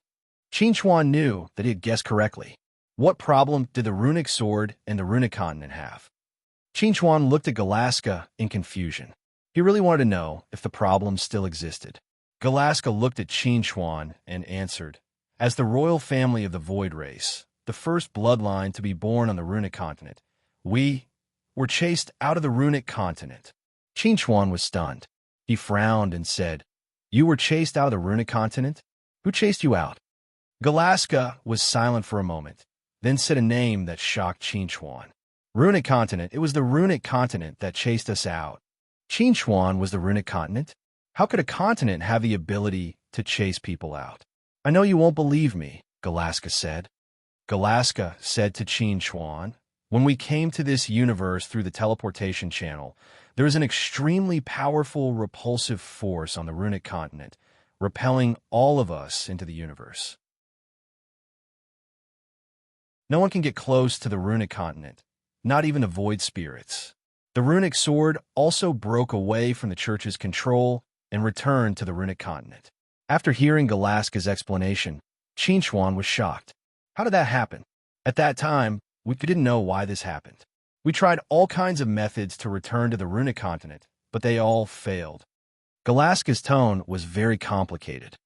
"We thought that the Runic Continent and the Runic Sword would repel everyone, until a person appeared. He stepped onto the Runic Continent and pulled out the Runic Sword. Only then did we realize that not everyone would be rejected by the Runic Continent." "Who was that person?" Qin asked. "You." Galaska's answer was very short. There was only one word, a name. Although Qin had already guessed it, when Galaska said the name, he couldn't help but sigh. You was indeed not a simple person to be able to become the human emperor. Galaska continued. At that time, the human race and the demon race were only a mid-level power in this universe. They weren't particularly strong. You was only at the peak of the combination realm, which was equivalent to a third-grade martial warrior. The appearance of the Runic Continent and the Runic Sword gave you the opportunity to stand at the top of the universe. Qin was surprised. So, the ancient human race and the ancient demon race weren't the strongest races at that time? Galaska nodded. That's right. It was the runic sword and the runic continent that gave them the opportunity to become one of the top 10 races. They grasped it very well. Qin Chuan took a deep look at Galaska and asked, "So why is that? Have you ever heard of the saying, 'A fine bird chooses a tree to nest in'?" Galaska sighed. "This is a saying from the human race. It's also a portrayal of reality." Hearing Galaska's words, Qin Chuan was stunned. Could it be that the reason the runic continent and the runic sword rejected the void race was because they found a better master? Before Qin Chuan could ask, Galaska took the initiative to explain. "At that time, we discovered you entering the runic continent. When we saw you walking out of the runic continent with the runic sword in his hand, we crazily tried to take back the runic sword from you. But the runic sword helped you defeat us. I remember very clearly that the first thing you said to us was, 'A fine bird chooses a tree to nest in.' It was the runic continent and the runic sword that chose him." That's a little too unbelievable. Qin Chuan could not believe it. "I feel like I'm listening to the biography of a legendary figure." You is indeed a legendary figure. If he was not so conceited and chose to enter the Void Empire, the disaster that followed would not have happened. Galaska sighed. He was too proud and too confident. Qin Chuan's expression changed slightly. "You're saying that you chose to enter the Void Empire?" Galaska nodded. "At that time, you, who wielded the runic sword, was already standing at the peak of this universe. Apart from the ancestral Gragon, no one was his match. That was why he chose to kill his way into the Void Empire in search of a stronger opponent. That was the reason why everything happened later." What the hell is going on? Qin Chuan could not wait to ask. He really wanted to know what had happened in the past. Speaking of this, we'll have to start from when you was recognized by the runic continent and the runic sword. Galaska said to Qin Chuan, "At that time, we tried our best to stop you from leaving. You told us that he saw the runic sword in his dream, and that it was the runic sword's sword spirit that led him to this place to become the new master of the runic continent."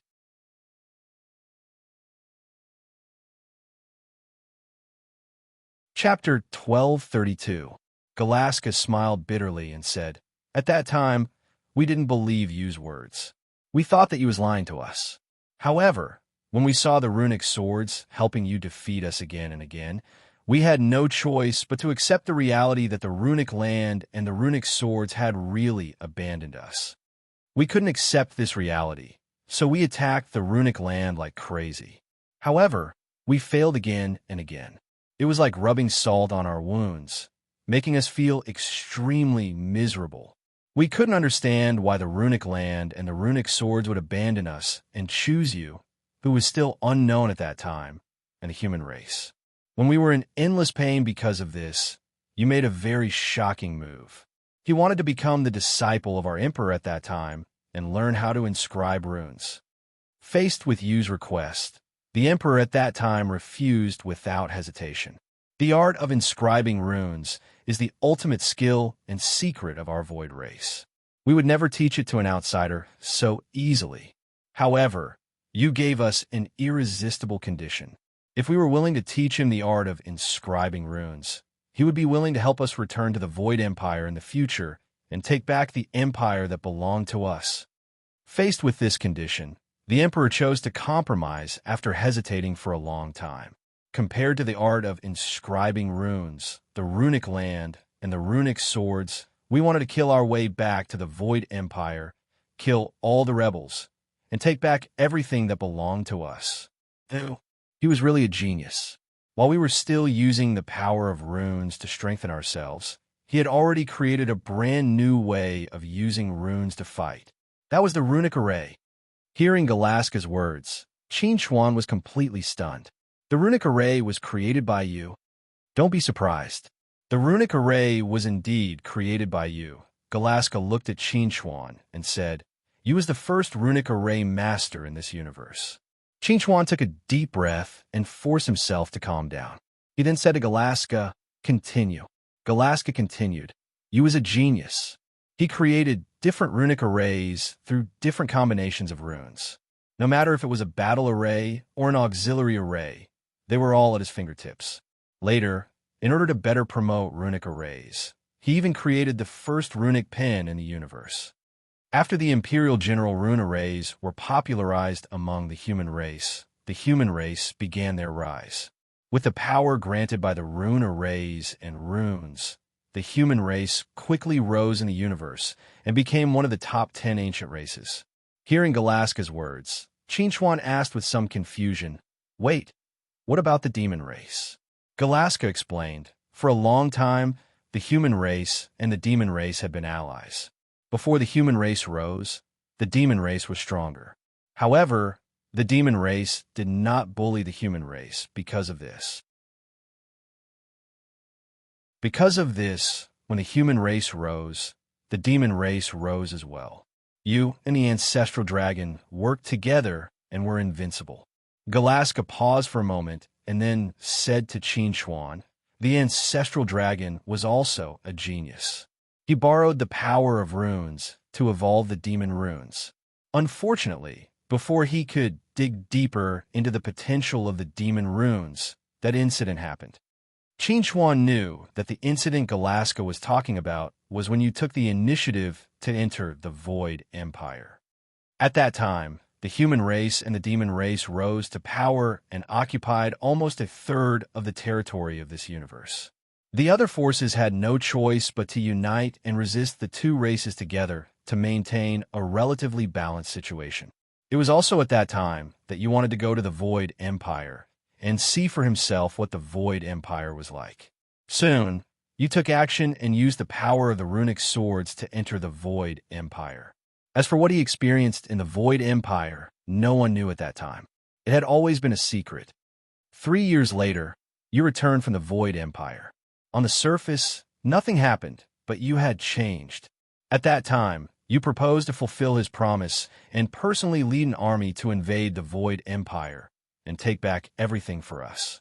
Because of Yu's great reputation among the human race and the demon race and his invincibility, when you proposed this matter, almost no one objected.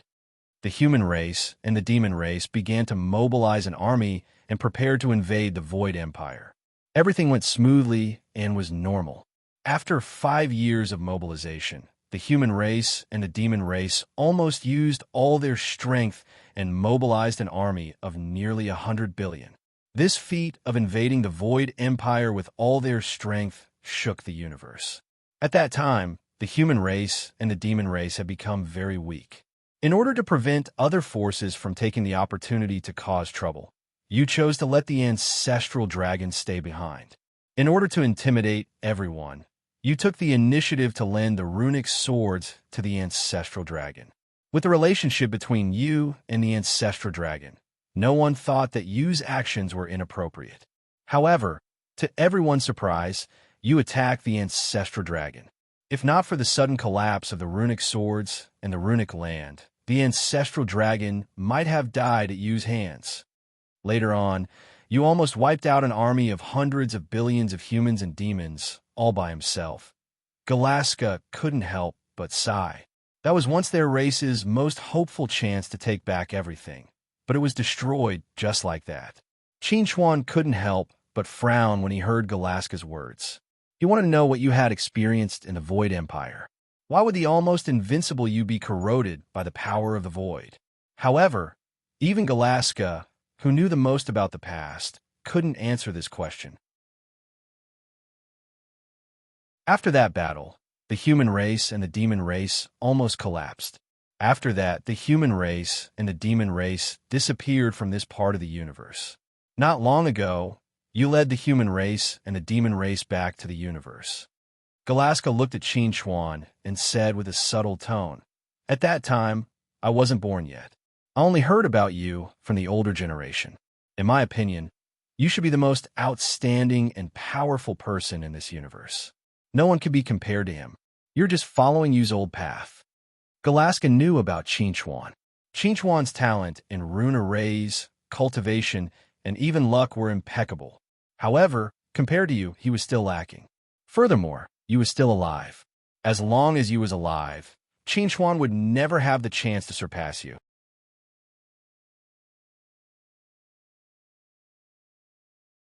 Chapter 1233. Finally, The questions that Qin Chuan had hidden in his heart were answered. The rise of the human race and the demon race was due to the arrival of the runic continent and the runic sword. The decline of the human race and the demon race was also due to you. Or perhaps it was because of the Void Empire, because of the rebel army that Galaska had mentioned. Now, as long as he could figure out the 3 years that you had spent in the Void Empire, everything would come to light. Qin Chuan thanked Galaska sincerely. Thank you for answering my questions, Senior. Don't thank me. It's been so many years, and I haven't said so much. Galaska looked at Qin Chuan and sighed. I have to say that the human race is very lucky. There was you in the past, and now there is you. Qin Chuan pursed his lips and said, Senior, do you think that Yu's problem back then had something to do with the runic sword? Galaska shook his head. I don't know, but from the records passed down in our race, Yu is definitely very powerful and invincible. With the help of the runic sword, even if the 3 rebel army leaders worked together, they would definitely not be Yu's match. However, something happened to you. Galaska paused for a moment before continuing. However, your guess is not without reason. If it were not for the runic swords, Su Ling's power would not have been stolen by the rebel army. Perhaps the runic swords were also the reason for the problems with the imperial family. Galaska looked at Qin Chuan and sighed. The runic continent is a holy land, and the runic sword is a divine weapon that was born in the holy land. However, the people who obtained the runic continent and the runic sword didn't have a good ending. Hearing Galaska's words, Qin Chuan could basically confirm that Yu's problem back then definitely had something to do with the runic sword. The Void royalty rose because of the runic continent and established the Void Empire, but lost everything because of the runic sword. Because you had obtained the runic continent and the runic sword, he had risen to power and led the human race and the goblin race to dominate the universe. However, because of this, his reputation had been ruined. He had been corroded by the power of the void, and there had been no news of him ever since. Regardless of whether it was the Void Imperial family or the Imperial family, their rise and fall were all related to the runic continent and the runic sword. Now, the runic continent had been destroyed, but the runic swords still existed. Thinking about the runic sword in his brain, Qin Chuan's mood became a little heavy and complicated. He did not know if he would follow and use footsteps one day and have problems because of the runic sword. Galaska looked at the silent Qin Chuan and said, the runic continent gave the Void Walkers the ability to control runic power, but as the runic continent returned to the human race, the Void Walkers lost their runic power. Because of this, you humans benefited from it and obtained the talent rune. You relied on the runic array to dominate the world. After the runic continent was destroyed, the runic power merged with the universe. Only then did the other races have the opportunity to understand runes and obtain their runic power. However, compared to you humans, they're still far behind. Qin Chuan nodded slightly. Galaska was right. In this aspect, the human race did have a great advantage. I think that if you really have to face you one day, you must be careful of his runic arrays. Galaska said to Qin Chuan seriously, in terms of runic arrays, no one is Yu's match. He understands runic arrays and runes better than anyone else.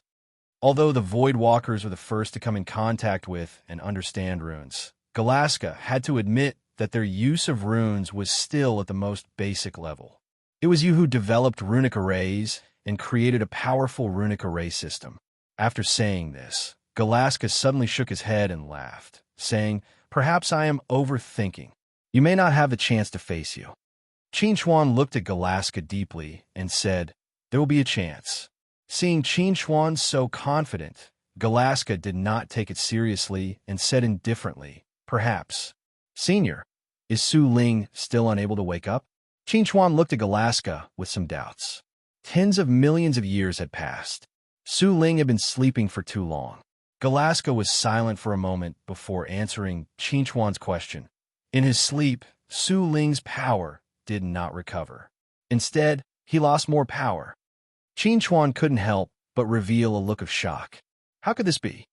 Perhaps the leader of the rebel army is still stealing the power of the Hollow Spirit. Before the Hollow Spirit completely falls from its position, Their stealing will never stop. At this point, Galaska took a deep look at Qin Chuan and said, "This is a secret of our void race. I shouldn't have told you, but after talking so much today, I couldn't help but tell you. I hope you won't spread this news." Qin Chuan nodded solemnly and replied, "I will keep this secret for you." "All right, you can go now," Galaska said to Qin Chuan. "Today's conversation ends here." Qin Chuan bid farewell to Galaska and left Heavenly Void Mountain, returning to the Hope. On the way out, Qin Chuan, who had learned the truth of many things, did not feel relaxed or happy. Instead, his mood became even heavier. Yu's power had far exceeded Qin Chuan's expectations. The demon race's attack on Line 1 finally stopped. This battle lasted for 4 days. During these 4 days, the demon race did not stop attacking. In exchange for the loss of more than 30 million soldiers, the demon race sacrificed nearly 20 million soldiers. There was no winner in this battle, but the demon race had an easier time than the One God sect. In order to prevent the demon race's next attack, Pope Saint Baudelo had to transfer troops from other places in the Deus cluster to the front line. The Tian people mobilized another 20 million soldiers to support the One God sect.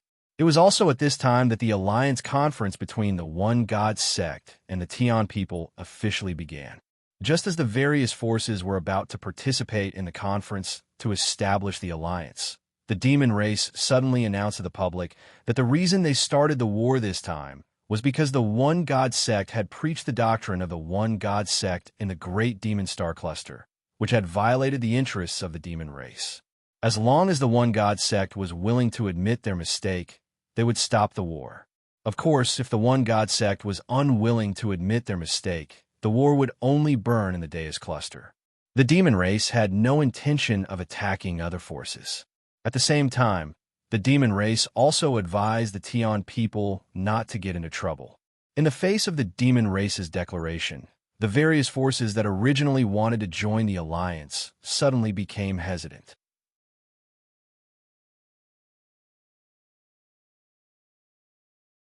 Chapter 1234. When Qin Chuan returned to the Hope, Lu Zi and Zhou Lin immediately asked with concern if the conversation had gone well. Qin Chuan nodded and said, "Everything is still within my expectations." Hearing Qin Chuan's answer, Lu Zi was a little worried and said, "That is to say, there are still some things that are beyond your control, right?" Qin Chuan responded helplessly, "I'm not a god. Some things are indeed beyond my expectations, and I can't grasp them now." Qin Chuan did not intend to reveal the matter of Yu and the runic sword to the people around him for the time being. Firstly, it was meaningless and would only add to their troubles. Secondly, before the runic sword showed signs of backfiring on its owner, Qin Chuan still believed in the runic sword. In any case, the runic sword had been with him for decades. It had accompanied him all the way from the initial qi refining stage to the current combination stage. It had saved him from many life and death crises. If it wasn't for the fact that there was something wrong with the runic sword, he really didn't want to doubt the runic sword. Not long ago, the demon race caused the One God religion to lose a large number of troops in the battle. Now the entire Deus cluster is in a state of panic. We'd better leave as soon as possible. Baiyu walked over slowly and suggested to Qin Chuan. If they continued to stay here, they would also be in danger. Qin Chuan glanced at Baiyu and asked, "How's the coalition meeting going?" "I was just about to talk to you about this."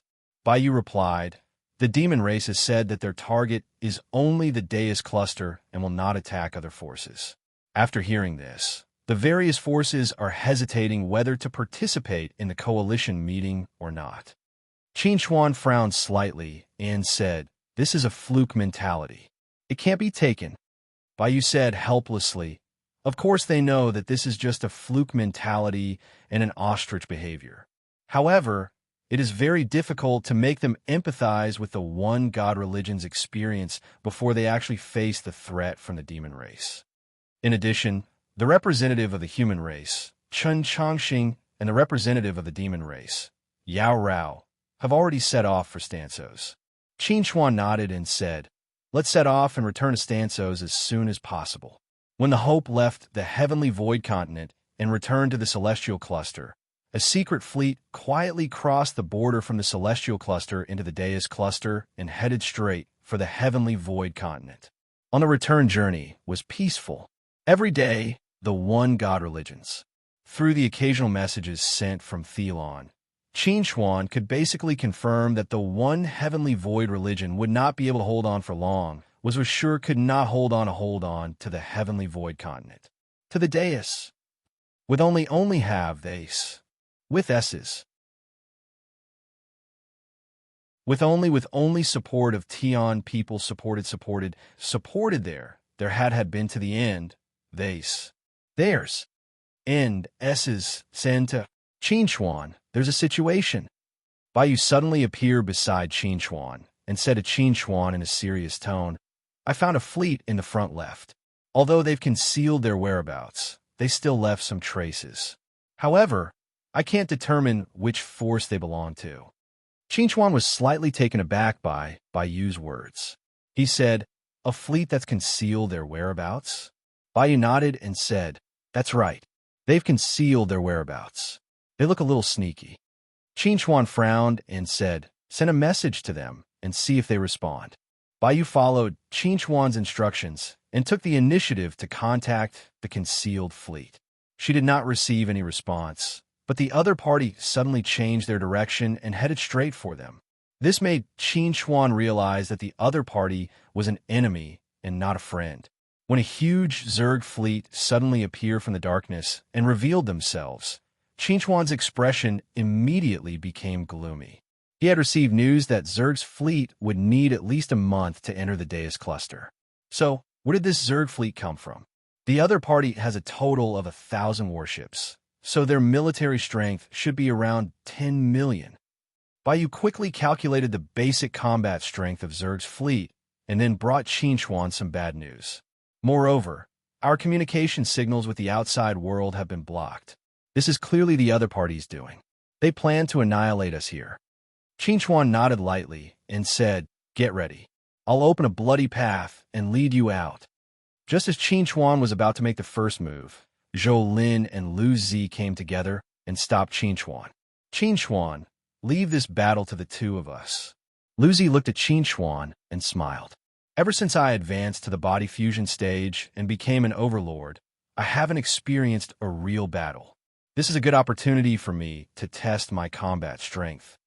Zhou Lin nodded in agreement and said, Lu Zi and I have the same idea. Let's make the first move in this battle. If the situation goes wrong, you can save it in time. Qin Xuan pondered for a moment, then nodded and said, all right then. Little Z and senior sister, you have to be careful. Buzz, just as Qin Xuan and the others were talking, Zerg's fleet had surrounded them. The insectoid cannons on the ships had finished charging and shot dark green beams at the Hope. Baiyu controlled the Hope and raised a defensive charm array around it, tenaciously blocking the bombardment of the insectoid cannons. This was a 7th-grade defensive charm array personally inscribed by Qin Xuan. The insectoid cannon's bombardment wouldn't be able to threaten the Hope for a short period of time. Whoosh! Lu Zi's figure rushed out of the Hope. She activated her purple star godly eyes, which were surrounded by a layer of dark purple mist. Qin Xuan recognized at a glance that this dark purple mist was the dream beast he had given Lu Zi. However, what surprised him was that the dream beast was growing at an astonishing speed. It had already entered the mature stage. Illusory space.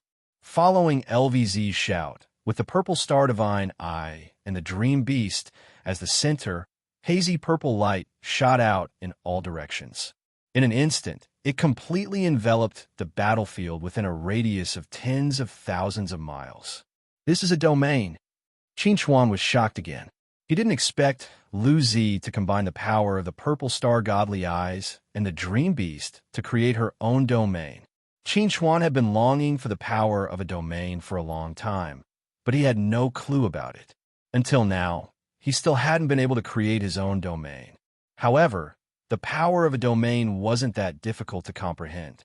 The more one focused on one thing, the easier it was to create a domain. On the other hand, Qin studied too many things. The things he grasped were too complicated, so it was harder for him to comprehend a domain.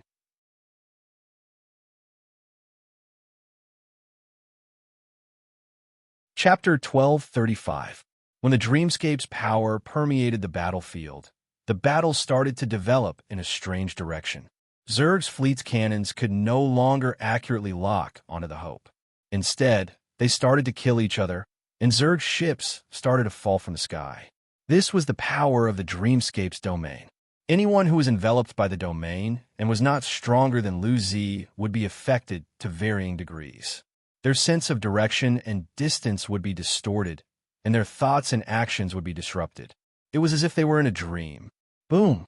On the main ship of Zerg's fleet, an extremely powerful aura shot up into the sky, attempting to break through the dreamscape seal on the battlefield.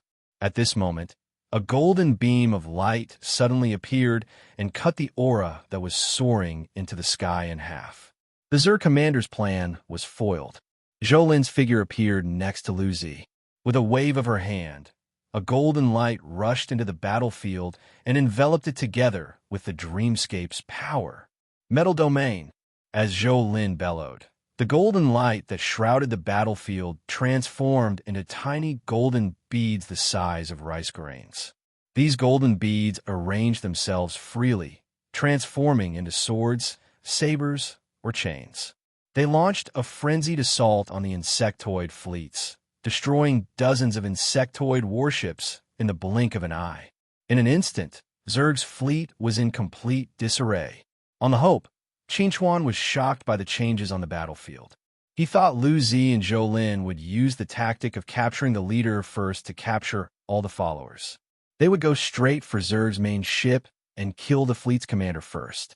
However, never in his wildest dreams had he imagined that LVZ and Zhou Lin would use their domains to directly draw the entire insectoid fleet into their attack range, launching an indiscriminate assault.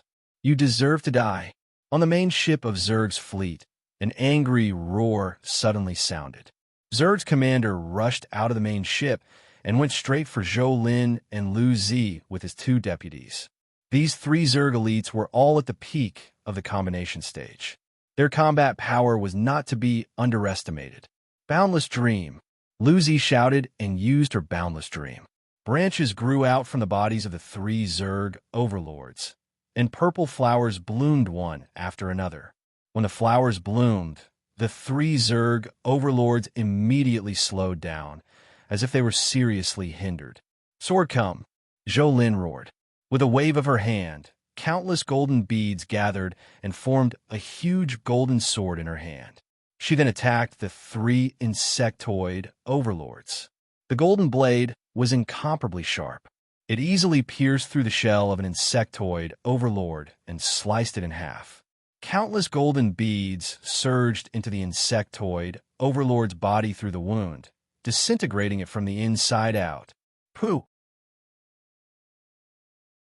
After the golden blade sliced through the waist of one of the insectoid overlords, it went on to slay another insectoid overlord in the same manner.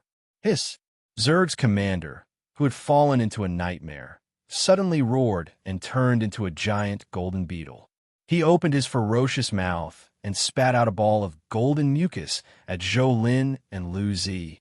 Zhou Lin waved her sword and swatted the mucus away. At the same time, the giant golden blade suddenly turned into countless tiny blades and rained down on the Zerg commander. Zerg's commander had turned into his original form, and his defense was extremely strong. The rain of swords did not cause much damage to him. However, this was only Zhou Lin's stalling tactic.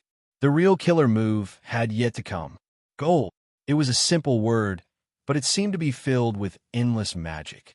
The golden particles on the battlefield gathered around the Zerg commander, turning into balls of golden light that enveloped the Zerg commander. Zerg's commander sensed that something was wrong. He wanted to retreat, but it was too late. Under the influence of the golden stream of light, the insectoid commander's appearance did not change much. However, in reality, His body had already turned from flesh and blood into a metallic substance. His vitality was also being eroded bit by bit.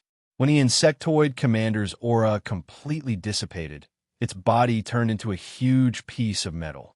Zhou Lin raised her hand and waved it, causing the insectoid commander's body to shatter, turning into countless tiny golden particles. After the death of Zerg's commander and his 2 adjutants, the outcome of this war was decided. 10 million Zerg's army might sound like a lot, but it was only a matter of time before they were annihilated by the combined might of 2 realms. 4 hours later, Zerg's army of 10 million was annihilated. On the Hope, Qin Chuan looked at Zhou Lin and Lu Zi, who had just returned, and said sincerely, "Congratulations, you've really opened my eyes today." In the past, Qin Chuan did not pay much attention to the power of realms, but today, Zhou Lin and Lu Zi's performance had taught him a lesson. It made him realize how destructive a realm could be on the battlefield. Lu Zi smiled and said, "Then I have to thank you for the dream beast you gave me. Without it, I wouldn't have been able to create such a large realm." Qin Chuan chuckled and said, "You don't have to flatter me. The dream beast I gave you is only a cub. But now, the cub has already entered the mature stage. This is all due to your own efforts. The dream beast is very close to the purple star godly pupil, and under the influence of the purple star godly pupil, its growth is very fast.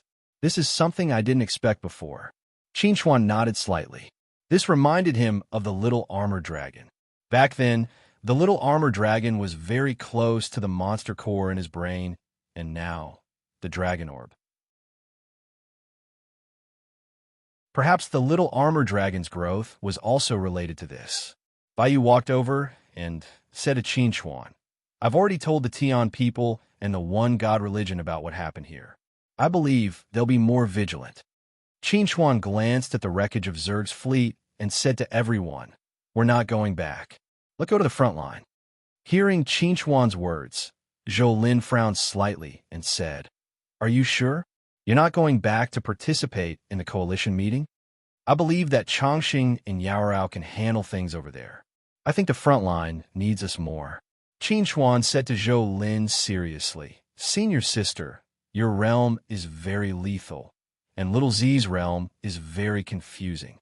The combination of your abilities will definitely pose a great threat to the demon army, greatly reducing the pressure on the one God religion and buying more time for the formation of the coalition army." Qin Chuan was not a selfless person. If the Deus cluster could not be protected, then the Celestial cluster would have to face the demon army head-on. At that time, Tron Nebula, which was at the border, would definitely be attacked. In order to buy more time for the human race and the demon race to develop, he must do his best to curb the demon army's attack.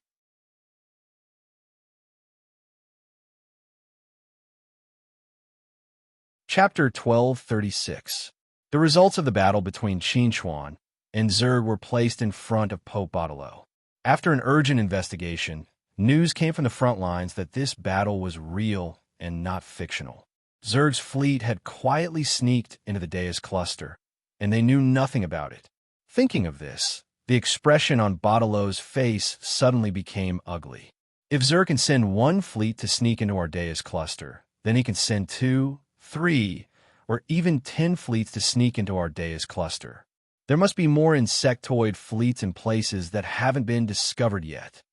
Hearing Baudelo's words, Gale said in a deep voice, "Pope, we should condemn Zerg's actions." "Stupid." Baudelo coldly snorted. "There's no benefit in falling out with them now. We have to find all the Zerg fleets that have sneaked into our Deus cluster before Zerg's main forces arrive, and then wipe them all out. It won't be too late to fall out with them after we've completely cleaned up the inside." Hearing this, Gale immediately said, "I'll go mobilize the troops and personally lead the army to find these Zerg fleets." Baudelo nodded and said, "Although Zerg's fleet sneaked in quietly, it's impossible for them to not leave any traces. You have to be more careful and bring a few more helpers." "I know, I'll be careful." Gale accepted the order and left. After Jala left, a look of deep worry appeared on Baudelo's face. On the Tian people's side, After receiving the news from Qinchuan's side, the Tian people immediately secretly investigated the Zerg fleet that was accompanying them to the Deus cluster. As a result, they found that this Zerg fleet didn't have any missing people. In other words, this mysterious Zerg fleet didn't slip away under their noses, but entered the Deus cluster through another channel. Tian people weren't very happy about this discovery. Instead, their faces became a lot uglier. Zerg had too many tricks up his sleeve. This was not a good thing for them. Qinchuan did not know about the reactions of the One God sect and the Tian people. At this time, he had already boarded the Hope and headed to the front line with the others, hoping to help the One God sect. As they got closer to the front line, the interrogations they encountered became stricter and stricter. Finally, when they were 3 days away from the front line, they had to stop. Without the permission of the One God religion, they could not move forward. If they continued, they would be regarded as enemies and attacked by the One God religion. Their purpose of coming to the front line was to help the One God sect fight, not to cause trouble for them. Therefore, after submitting the application to join the war, Qinchuan and the others temporarily stayed on a planet called Great Sunday. While waiting for the One God religion's approval, Qinchuan tried to condense his own territory, but failed. According to Lu Zi and Zhou Lin's understanding, when creating a territory, the purer the power used, the higher the success rate. For example, when Lu Zi created her territory, she only used the illusion attribute, and when Zhou Lin created her territory, she only used the metal attribute. However, Qinchuan wanted too much.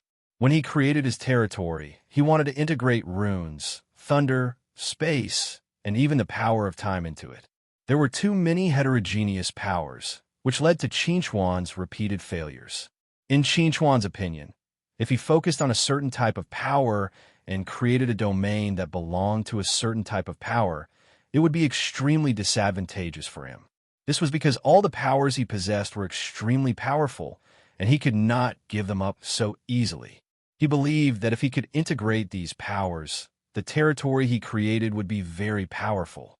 Therefore, Qinchuan was willing to bear the repeated failures. He had enough patience. Of course, if Qinchuan wanted to, he could easily create a territory with a single power. However, if it was not necessary, Qinchuan did not want to do so. On the third day after Qinchuan and the others arrived at planet Great Sun, the One God religion's approval had not yet arrived. However, another war broke out on the frontline battlefield. The Devil race once again sent 80 million troops to Line 3 and Line 4, while another 60 million troops were stationed in front of Line 1. They were ready to strike.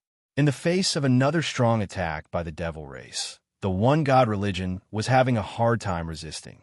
Although the Tian people's support arrived in time, it was still a little difficult.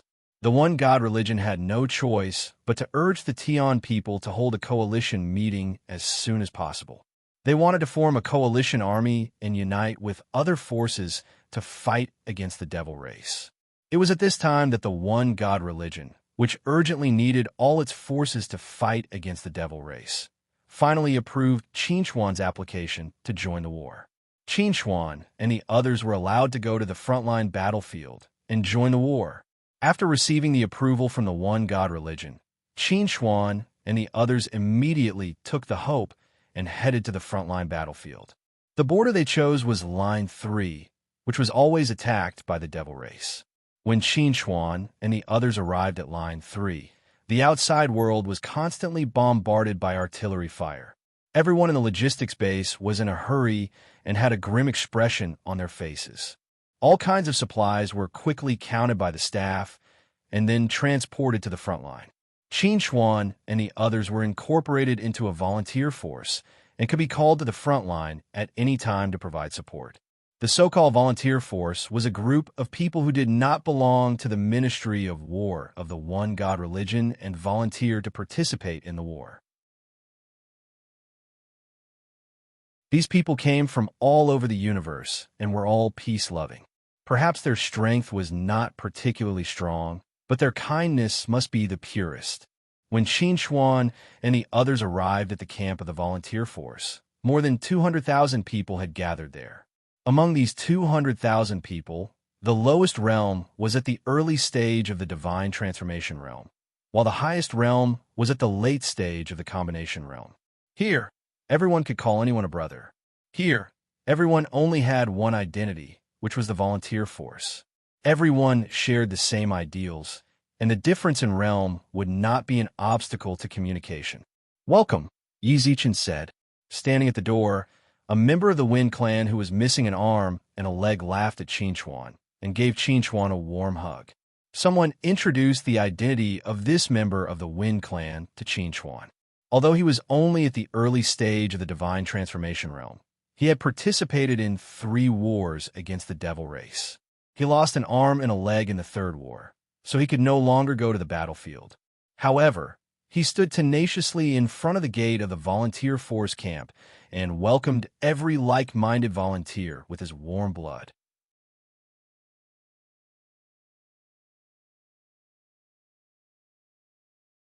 Chapter 12:37. After hearing about the deeds of this Feng clan warrior, Qinchuan was filled with awe. He solemnly saluted the Feng clan warrior and said, "Everyone will remember your efforts and contributions." Qinchuan's respect moved the Feng clan warrior. He nodded hard at Qinchuan and said, "Thank you." The Feng clan warrior's name was Ajia. After chatting with him, Qinchuan learned that there was a revolutionary army camp at each line of defense in the front line, which was responsible for accepting volunteers from all over the universe. These volunteers were settled in the revolutionary army camp. If the situation at the front line was not too critical, the revolutionary army would not need to go to the front line to fight. After all, the revolutionary army did not have a large number of volunteers, so they could not be expected to play a big role in the battlefield. Hearing Ajie's words, Qinchuan thought for a while and said, "That is to say, Line 3 has experienced 3 dangerous situations since the beginning of the war, right?" Ajie nodded and said, "Yes, almost 2 months have passed since the beginning of the war. Line 3 has experienced 3 dangerous situations, and the attacks of the devil race have become fiercer and fiercer." A look of hatred appeared on Ajie's face when he mentioned the devil race. Obviously, he did not have a good impression of the devil race. Not only Ajie, but any normal person who loved peace would not have a good impression of the devil race, a race that always liked to provoke wars. Qinchuan wanted to learn more from Ajie, but then he saw an officer of the One God sect hurrying into the camp and shouting, "All the revolutionary army, assemble!" Hearing this, Ajie's expression immediately became serious, and he said in a deep voice, "Line 3 is in danger. It's time for our revolutionary army to go to the front line." Qinchuan was a little surprised. He did not expect to encounter such a situation as soon as he arrived. Well, he could take this opportunity to see how strong the devil race was. Although the revolutionary army had not undergone formal training, their assembling speed was not slow at all. After a while, nearly 200,000 revolutionary army soldiers were assembled. Under the leadership of the officer of the One God sect, they boarded a battleship and went straight to the front line. In the battleship, the officer of the One God sect said to the crowd through the radio, "Everyone, Line 3 has once again entered a difficult period of resistance. We need your support. We will record your information and reward you handsomely after the war." Little brother, we're not here for your reward. We're here because we hate the demon race. Yes, we are not here for any reward. We are here to defend our homeland. Yes, F*** King Devil Race. When I die, my brothers will naturally take care of my family. Amidst the sincere cheers, the officer of the One God sect could not help but burst into tears. These righteous men were respectable and lovely. Soon, the battleship arrived at the front line. Under the command of the officer of the One God sect, everyone had been assigned to 20 teams of 10,000 people. Each team of 10,000 people had a captain. Qinchuan, Lu Zi, and Zhou Lin were all above the form synthesis stage, so they were assigned to be the captains of the teams. Bai followed Qinchuan. They would be thrown into the battlefield in 10 minutes and act separately. In short, they would go wherever they were needed. After a brief discussion, Qinchuan, Lu Zi, and Zhou Lin decided to combine the three teams of 10,000 people and quickly eliminate the Devil Race troops with the help of Lu Zi and Zhou Lin's realm power. Boom! Boom! On the battlefield, the roar of artillery fire was incessant. Shouts of fighting and killing could be heard from all directions. Everyone was hysterically fighting for their beliefs. The unique hull of the Hope attracted the attention of all parties the moment it entered the battlefield. When a small Devil Race troop attempted to approach the Hope, they were immediately attacked mercilessly by Qin Chuan and turned into ashes in an instant. Immediately afterward, LVZ and Zhou Lin joined forces to create a huge domain that enveloped the battlefield within a radius of 10,000 miles. The combination of the power of metal and the power of illusion could be said to be a powerful combination. In an instant, they dealt a great blow to the demon army. Under the command of Qin Chuan, the 30,000 soldiers of the Revolutionary Army assisted Zhou Lin and Lu Zi to finish off the Devil Race troops. They would never fight the Devil Race troops head-on. In this way, the Revolutionary Army achieved the greatest result with the least sacrifice. In just 7 minutes, more than 1 million Devil Race troops have been wiped out. Qin Chuan's brilliant battle record naturally attracted a lot of attention on the battlefield. The Devil Race began to dispatch Overlord-level powerhouses to kill their way into the realm in an attempt to destroy it. However, the Overlord-level powerhouses of the Devil Race did not return. No one could get close to Lu Zi and Zhou Lin under the protection of Qin Chuan. After the third Overlord-level powerhouse of the Devil Race fell at the hands of Qin Chuan, the Devil Race finally felt that something was wrong. They began to avoid the battlefield where Qin Chuan's group was located. However, Qin Chuan's group went wherever the Devil Race troops were, completely disrupting the Devil Race's strategic deployment. Damn it, where did this group of people come from? What is with that realm? As the commander of the Devil Race at Line 3, Height was furious. He had never seen such a powerful and strange realm before. This time, he had finally escaped from confinement and fought for a chance to lead troops in battle from Xiada. Originally, he wanted to make use of this opportunity to make some military contributions so that he could restore his image in front of Xiada. However, he had not gotten off to a good start. He had encountered Qin Chuan's group. Attack them at all costs. I don't believe that their domain power can last forever. Height gritted his teeth. He swore that he would tear all these annoying fellows into pieces. Following Height's order, 10 million of the 40 million Devil Race troops deployed at Line 3 rushed toward the battlefield where Qin Chuan's group was. At the same time, more than 10 Overlord-level powerhouses joined the battle and targeted the Hope. This movement of the Devil Race did not escape the One God religion's attention. Everyone expressed concern about the situation of Qin Chuan's group. However, Qin Chuan's group soon proved with facts that no matter how many Devil Race troops came, they were just fodder. On the battlefield, Qin Chuan displayed his invincible might. He single-handedly defeated 10 Overlord-level Devil Race overlords and did not fall into a disadvantageous position. After Qin Chuan killed 4 Overlord-level Devil Race overlords in a row, the remaining 6 Overlord-level Devil Race overlords were finally intimidated. They fled in panic and retreated from the battlefield. However, Qin Chuan pursued them relentlessly and killed another 2 Overlord-level Devil Race overlords before giving up. At the same time, the Devil Race army of 10 million was utterly defeated by Zhou Lin and Lu Zi's dual realms.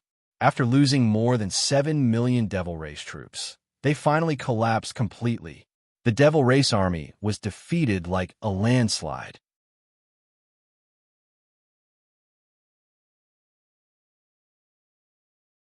Chapter 1238. The Nephilim attacked Line 3, but retreated in panic after leaving nearly 20 million corpses behind. This was the biggest victory that the One God religion had achieved since the war with the Nephilim. The Nephilim retreated. They retreated. We won. We won. We survived. That's great. On the battlefield, cheers of victory rose and fell one after another. Everyone's eyes were brimming with tears as they shouted with all their might. venting the depressed emotions that had been suppressed in their hearts during this period of time. They had yearned for a great victory to their heart's content for far too long. On the Hope, all the Revolutionary Army cheered and looked at Qin Chuan, Zhou Lin, and Lu Zi with respect. They knew very well that without Qin Chuan and the other two, they would never have won this war so easily. "We won." Qin Chuan smiled and said to the people around him, "They're all very happy. It's indeed something to be happy about." Zhou Lin panted slightly. This battle was more tiring than the one against Zerg's fleet. LVZ puckered her lips and said, "Even though we played a huge role in this battle, I believe that the devil race will definitely investigate and study us. We might not be able to have such an easy time in the next battle." LVZ's words were approved by Qin Chuan and Zhou Lin. The reason why they were able to achieve such a great result in this battle was because the devil race was not prepared for their arrival. Moreover, they had made a wrong decision. After this experience, the devil race would not be so reckless next time. Moreover, the Nephilim troops were more powerful than Zerg's fleet. When Zhou Lin and Lu Zi encircled the Nephilim troops with their realm power, they encountered more tenacious resistance. It was not easy for them. "Sirs," at this moment, the officer of the one God religion who had summoned them earlier came to the Hope and extended an invitation to them. Cardinal Vio hoped to meet them. Hearing the officer's words, Zhou Lin and Lu Zi subconsciously looked at Qin Chuan. Qin Chuan smiled and said, "Please lead the way." Led by the officer, Qin Chuan and the others came to the frontline command of Line 3, where they met Vio. As a cardinal, Vio was very familiar with Qin Chuan, so he knew the story between Qin Chuan and Samar very well. When he saw Qin Chuan, Vio's mood was very complicated. After killing Samar, Qin Chuan became the mortal enemy of the one God religion. If not for the sudden outbreak of war caused by the Nephilim troops, they might still be enemies. Vio had learned about what happened in Line 3. If not for the participation of Qin Chuan and the others, Line 3 could not have won such a thrilling victory. Therefore, from the perspective of war, Vio should thank Qin Chuan. However, Qin Chuan was their enemy not long ago. Even now, they still hated each other. "You seem to be in a complicated mood." Qin Chuan looked at Vio with a faint smile. He was much calmer than Vio. Vio took a deep look at Qin Chuan and said, "You killed Sam. It's very difficult for me to treat you normally. If it weren't for the sudden outbreak of war, perhaps we would have had a life and death battle when we met. We wouldn't be talking to each other calmly like we are now." Qin Chuan smiled and said to Vio, "I've never asked you to let go of the hatred between us. After the war is over, I welcome you to seek revenge on me at any time." Hearing this, Vio fell silent for a moment, and then he said, "No matter what, it was all thanks to all of you that we were able to win the battle at Line 3 today. I should thank all of you. You don't have to thank me. I didn't join the war for you, but for myself." Qin Chuan said frankly, "I'm not a selfless person, so you don't have to think highly of me." Vio did not expect Qin Chuan to say such words, but he appreciated Qin Chuan's attitude. "Will you continue to stay in Line 3? Qin Chuan shook his head and said, "I will take a look at every line of defense and try my best to participate in every war to learn more about the demon race." Vio nodded and said, "You can make your own arrangements. I will not restrict your personal freedom." Their conversation came to an end. After a brief moment of silence, Qin Chuan turned around and prepared to leave. At this moment, Vio suddenly called out to Qin Chuan. Vio looked at Qin Chuan with a complicated gaze and said, "Thank you." Qin Chuan nodded slightly and walked out of the command center without saying anything. He returned to the Hope, Devil's Planet. When the news of Line 3's defeat reached the command center, Xiada was so angry that he flipped the table on the spot. "Bastard! Height, you're a piece of trash." Xiada was about to go crazy because of Height. They were both facing 20 million soldiers from the One God sect, but Height's army of 40 million was able to suppress the One God sect to the point that they could not raise their heads. However, the army led by Height suffered a crushing defeat. Not only did they suffer heavy casualties, but their morale was also affected. "General, Actually, there's a reason why we lost this battle. A staff officer from the general staff whispered to Xiada, two extremely powerful overlords have appeared on the side of the One God sect. They have caused great damage to our army by combining the two realms. That's why Commander Height has suffered a crushing defeat. Hearing this, Xiada turned to look at the staff officer who spoke up for Height and said in a gloomy tone, "Do you think I don't know? Why didn't you be more cautious when you found out that the other side was strong? Why didn't you choose to withdraw temporarily instead of launching a reckless attack? Height doesn't have a brain, but don't you have one too?" Faced with Xiada's roar, the staff officer who spoke up suddenly turned pale. He was really afraid that Xiada would kill him in a fit of anger. "Pass down my order. Height doesn't need to come back. Send him directly to the suicide squad. The next time we attack Line 1, if he can come back alive, I'll pardon his mistake this time." Xiada did not want to see Height at all because he was afraid that he would kill Height in a fit of anger. Although Height's performance was terrible, Height was his nephew after all. After the adjutant passed down this order, Xiada looked at a tall and mighty general standing to the side and said, "Ghost Curse, I'll mobilize another 10 million soldiers for you. Go to Line 3 and regain my lost face." Hearing Xiada's words, Ghost Curse laughed grimly and said, "Yes, sir."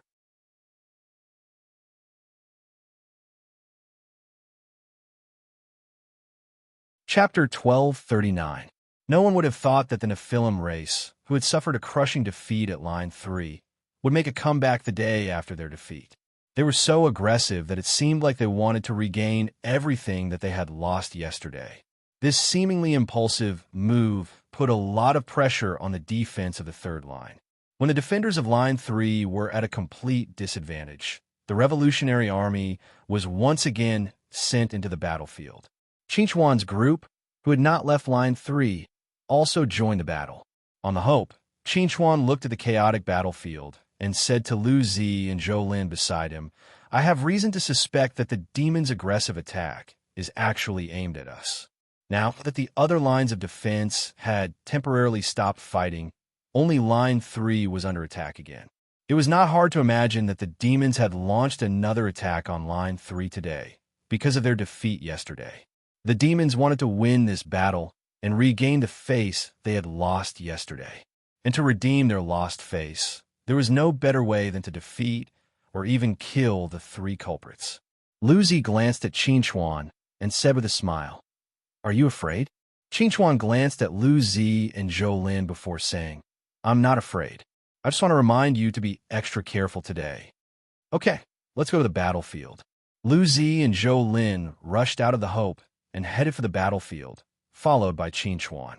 With yesterday's battle experience, the Revolutionary Army was ready. As long as Lu Zi and Zhou Lin released their realms, it would be time for them to reap the lives of the demons. Just like yesterday, LVZ and Zhou Lin combined the power of their two domains on the battlefield. Through the confusing means of the illusory space, they confused the demon warrior's thoughts. Then, the sharp metal domain cooperated with the Revolutionary Army to reap the harvest. When Lu Zi and Zhou Lin were harvesting the lives of demon fighters wantonly on the battlefield, Yuzhou was observing their every move with a cold look on the main ship not far away. "Pass down the order. Everyone is to get ready to charge into battle with me." Whoosh! Before he finished his words, Yu Curse had already shot into the sky and pounced toward Zhou Lin and Lu Zi. Behind Yu Curse, the four demon overlords who had luckily escaped yesterday were following closely behind him. Their faces were filled with fury. They wanted revenge and to kill all the enemies in front of them. Chinchuan and the other two had discovered the traces of Yozhou's group at once. Chinchuan had an impression of the four demon overlords who had escaped yesterday. However, he had never seen Yuzhou before. At this moment, seeing the four defeated demon overlords making a comeback, Chinchuan knew that the strange Yuzhou must have given them courage and confidence. Interesting. Chinchuan smiled. Just as he was about to make a move, Zhou Lin unexpectedly made a move before him. Zhou Lin raised her hand, and countless golden particles gathered and transformed into a huge golden sword. She slashed it towards Yuzhou's group of 5. Yuzhou was the first to bear the brunt of the attack. Yuzhou sneered in the face of Zhou Lin's attack. He raised his hand and punched out. When his pitch-black fist collided with the golden sword, there was a loud bang. The golden sword was repelled, but Yuzhou did not retreat. Instead, he advanced and closed the distance between them in an instant. He was almost right in front of Zhou Lin and Lu Zi. Meng Manji, seeing Yuzhou approaching, Lu Zi wanted to use an illusion to stop Yuzhou's charge. However, Yuzhou's body suddenly lit up with a black light and blocked Lu Zi's illusion. Solid barrier. Zhou Lin took a step forward and stood in front of Lu Zi. She drew a circle with her hands, and a huge golden shield appeared in front of them, blocking Yuzhou's attack. Child's play. Yuzhou sneered disdainfully. He raised his hand and swung his fist, launching a direct attack. A powerful force crashed against the solid barrier and exploded with a thunderous roar. The solid barrier only lasted for a moment under the powerful impact before it shattered and turned into golden particles that filled the sky. Zhou Lin and Lu Zi took advantage of this opportunity to distance themselves from each other and waited for an opportunity to counterattack. Gold! Zhou Lin let out a low cry. She controlled the golden particles that had formed after the solid barrier shattered and surrounded Nether Curse. She wanted to assimilate Nether Curse into a metallic substance. However, the black light on Nether Curse's body was extremely powerful. No matter how hard the golden particles tried, they could not get close to his body. Yuzhou completely ignored the golden particles that surrounded him and growled. Black flames. Following Yuzhou's growl, black flames immediately spewed out of his body and swept in all directions. It happened to cover Zhou Lin and Lu Zi's dual domains. Under the burning of the black flames, the fog released by the illusory space evaporated and the light became distorted. The golden particles in the sharp metal domain showed signs of melting. Yuzhou wanted to break through Lu Zi and Zhou Lin's domains by himself. Purple star. Lu Zi immediately growled when she saw this. She activated her purple star divine eye and shot out a purple light, forming a 6-pointed star around Yuzhou. When the 6-pointed star was formed, Yuzhou felt his vision suddenly turn dark. The next moment, everything in front of him became blurry. The battlefield disappeared, the sounds of battle disappeared, and even the roar of artillery fire disappeared. At this moment, Yuzhou seemed to be in an independent space of darkness and was cut off from everything around him. Yuzhou knew that he had fallen into an illusion. When he wanted to break through the illusion with brute force, a strong sense of danger suddenly arose in his heart.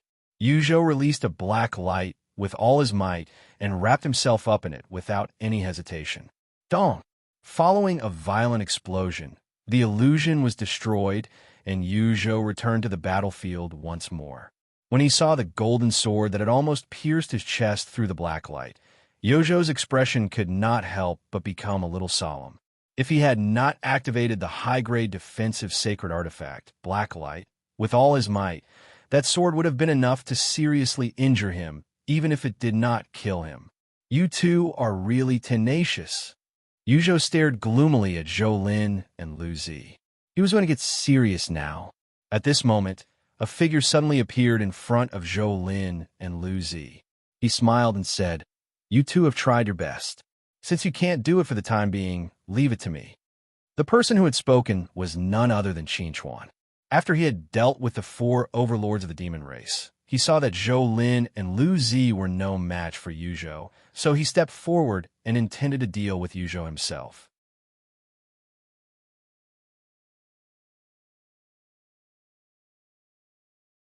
Chapter 1240.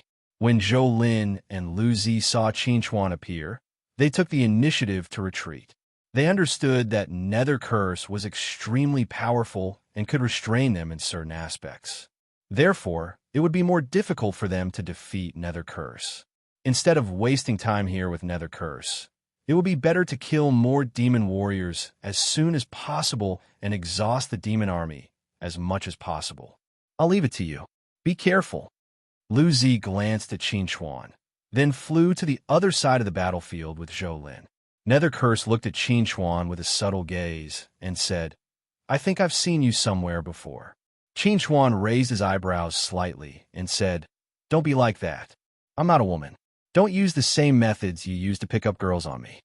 Nether Curse, boom. Nether Curse stopped talking nonsense with Qin Chuan. He raised his hand and threw a punch at Qin Chuan. The powerful force faintly felt like it was going to shatter space. It was extremely terrifying. Faced with Nether Curse's attack, Qin Chuan's heart stirred. A black hole formed by the collapse of space appeared in front of him and swallowed Nether Curse's attack. Not a single ripple was created. At the same time, the space where Nether Curse was shattered.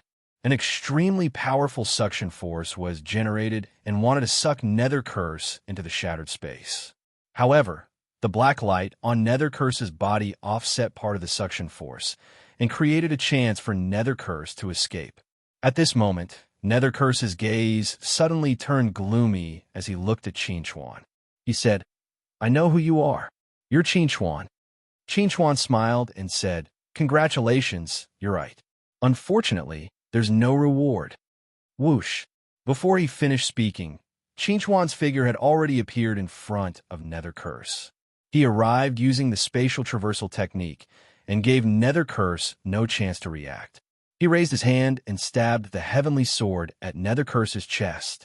The silver-white sword struck the black light around Nether Curse and suppressed the black light bit by bit. However, when it was less than 3 centimeters away from Nether Curse's body, it stopped and could not move an inch further. Haha, it's useless. You can't break through the defense of the black light. Seeing this, Nether Curse laughed proudly. So what if Qin Chuan was strong? As long as he had the black light, he would be invincible.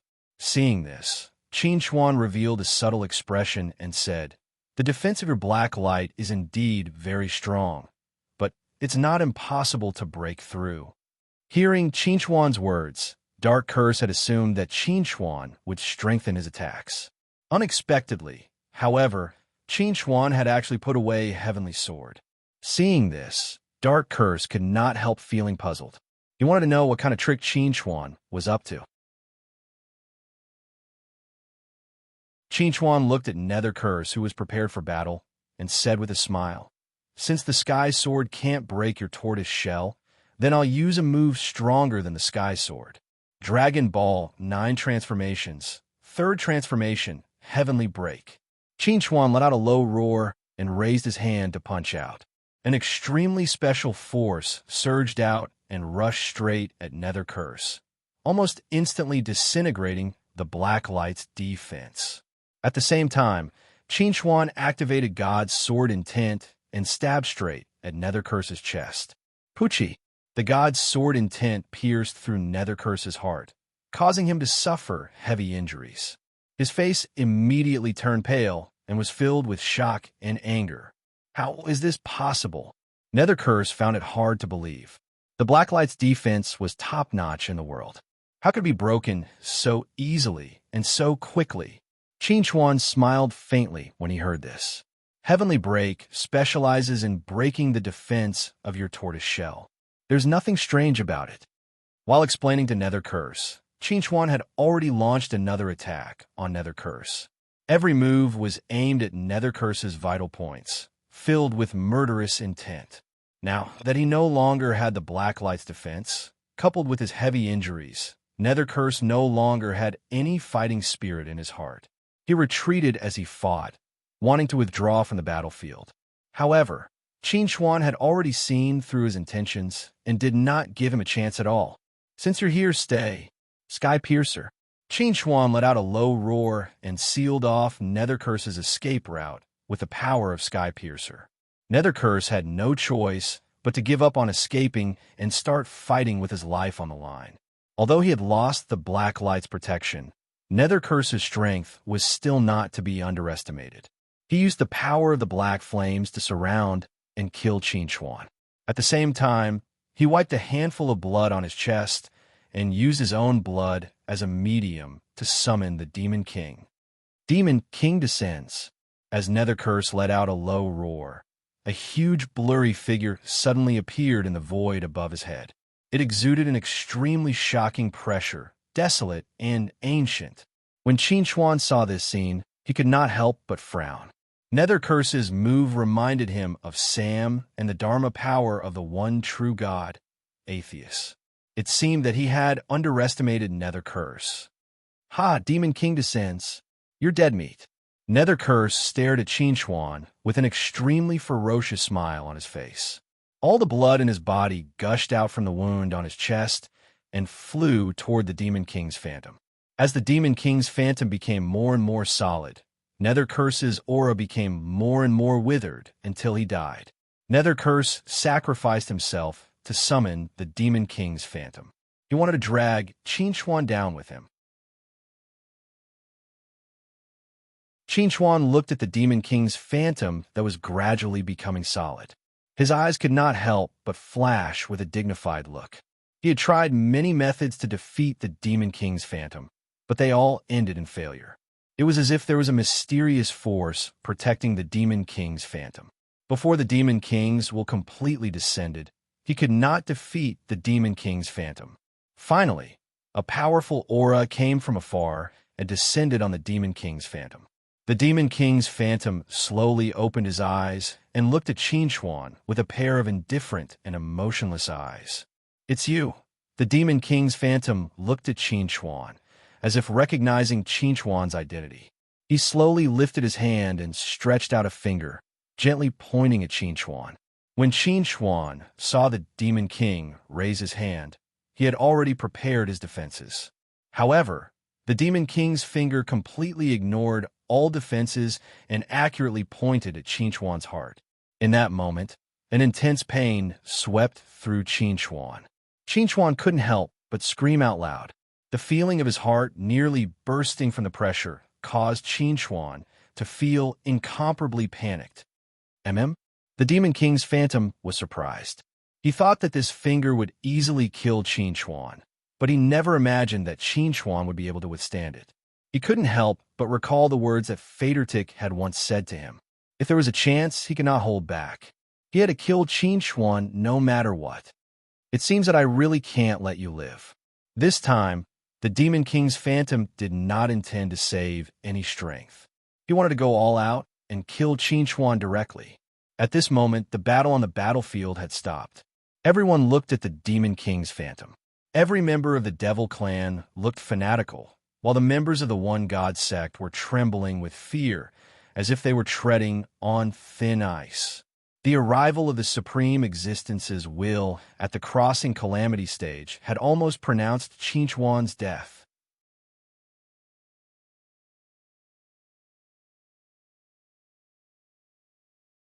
Chapter 1241. Qin, Lu Zi, Zhou Lin, and Bai Yu all anxiously looked at Qin's figure. They wanted to help Qin, but under the pressure of the Demon King phantom, they simply couldn't approach the battlefield. It was as if the battlefield had been divided into two parts, and all they could do was look at Qin from afar. The Demon King has actually descended. Vio solemnly looked at the giant Demon King phantom. If he wanted to resist the Demon King phantom, he could only pray for the Divine Lord's will to descend, but it was already too late. Qin simply couldn't withstand the next attack of the Demon King phantom. He wouldn't be able to last until then. Rumble, rumble, rumble. On the battlefield, the sound of wind and thunder resounded. The Demon King phantom was indomitable, deterring all. It raised its palm and pressed down on Qin, intending to obliterate Qin. That formidable strength was enough to instantly erase the entire battlefield from the universe. No one believed that Qin was a match for the Demon King phantom. Even if this phantom's strength was only 1/10 of the Demon King's true body, it still wasn't something that Qin could resist. But just as everyone thought that Qin would just sit there and wait for death, Qin actually raised his hand. His 5 fingers spread open as he prepared to face the Demon King phantom. "Go back." Qin raised his head and looked at the Demon King phantom. his expression extremely firm. The Demon King Phantom was a little surprised. Its palm that was about to strike Qin Chuan actually stopped uncontrollably. Qin Chuan deeply looked at the Demon King Phantom and said in a deep voice, "I say, you should go back." Following Qin Chuan's low roar, a mysterious and powerful energy enveloped the Devil King Phantasm. The Devil King Phantasm let out a low roar filled with shock and anger. Soon after, the will that had descended from afar actually retreated along the same path it had come from. When the Demon King's will retreated, the phantom formed by the blood of the Nether Curse collapsed with a loud bang. Everyone was stunned by this scene. Looking at Qin Chuan, who was still holding out his hand, everyone wanted to know what Qin Chuan had done. He actually forced the Demon King to retreat. That was a supreme existence of the crossing calamity stage. Even if it only had 1/10 of its true body strength, it was still a powerful existence that was definitely not something an overlord could contend with. Phew, I'm saved. Qin Chuan gasped for breath, and his face was frighteningly pale. His clothes were drenched in sweat. No one knew better than him how dangerous the situation just now. Fortunately, he had succeeded. Qin Chuan. Yes, Qin Chuan's assess and Bai's were extremely worried with him. I'm fine. Take me back to the Hope to rest. Qin Chuan shook his head gently at the three of them, indicating that they should not panic. Qin Chuan was still very weak and needed time to recover. He did not want to complicate matters at this time. Under the protection of Lu Zi and the other two, Qin Chuan returned to the Hope. When they stepped onto the deck, the battlefield was once again filled with earth-shattering cheers. Today's battle had ended with the One God Sect's victory again. They had won consecutive battles. What did you say? This is impossible. Xia Da's angry roar resounded in the demon race's command center on the demonic planet. The entire demonic planet was trembling because of Xia Da's anger. Today's attack on Route 3 had ended in failure again. Moreover, his capable subordinate, Nether Curse, had died on the battlefield. He could not accept such an outcome. When he heard that the Demon King's Phantom was still no match for Qin Chuan, Xia Da almost went crazy. Even if Qin Chuan was an overlord at the peak of the combination stage, he could not possibly be a match for the Demon King's Phantom. This was definitely fake news. However, public opinion could confuse gold. Xia Da had no choice but to believe it. That's the Demon King, our great Demon King. Xia Da stared at the defeated soldiers with his eyes wide open. You're telling me that the Demon Kings could not kill that guy even after descending? And that guy even repelled the Demon King's will? How do you expect me to believe that? Upon hearing this, the soldiers revealed extremely bitter expressions. If they had not seen it with their own eyes, they would not have believed it even if they were beaten to death. Just as Xia Da was roaring angrily, his optical computer suddenly received a message from the Demon King. After reading the content of the message, Xia Da suddenly fell silent. The Demon King had personally admitted that his will had been repelled by Qin Chuan. Qin Chuan's method of repelling the Demon Kings was the law of time. The law of time? Xia Da muttered in a low voice. Time reversal.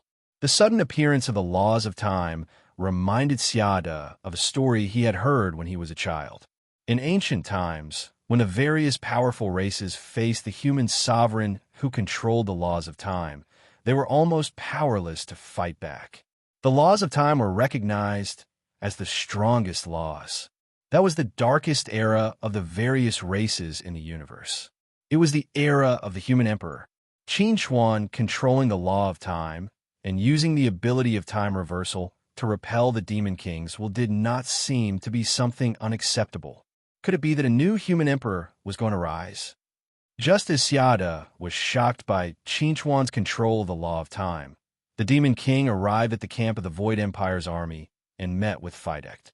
Fidect was a little surprised by the Demon King's sudden visit. After seeing the Demon King's gloomy expression, he was a little curious and asked, "Demon King, you seem to be in a bad mood." The Demon King looked up at Fidect and said, Not long ago, my will was summoned and descended on a battlefield. Then I saw Chinchuan.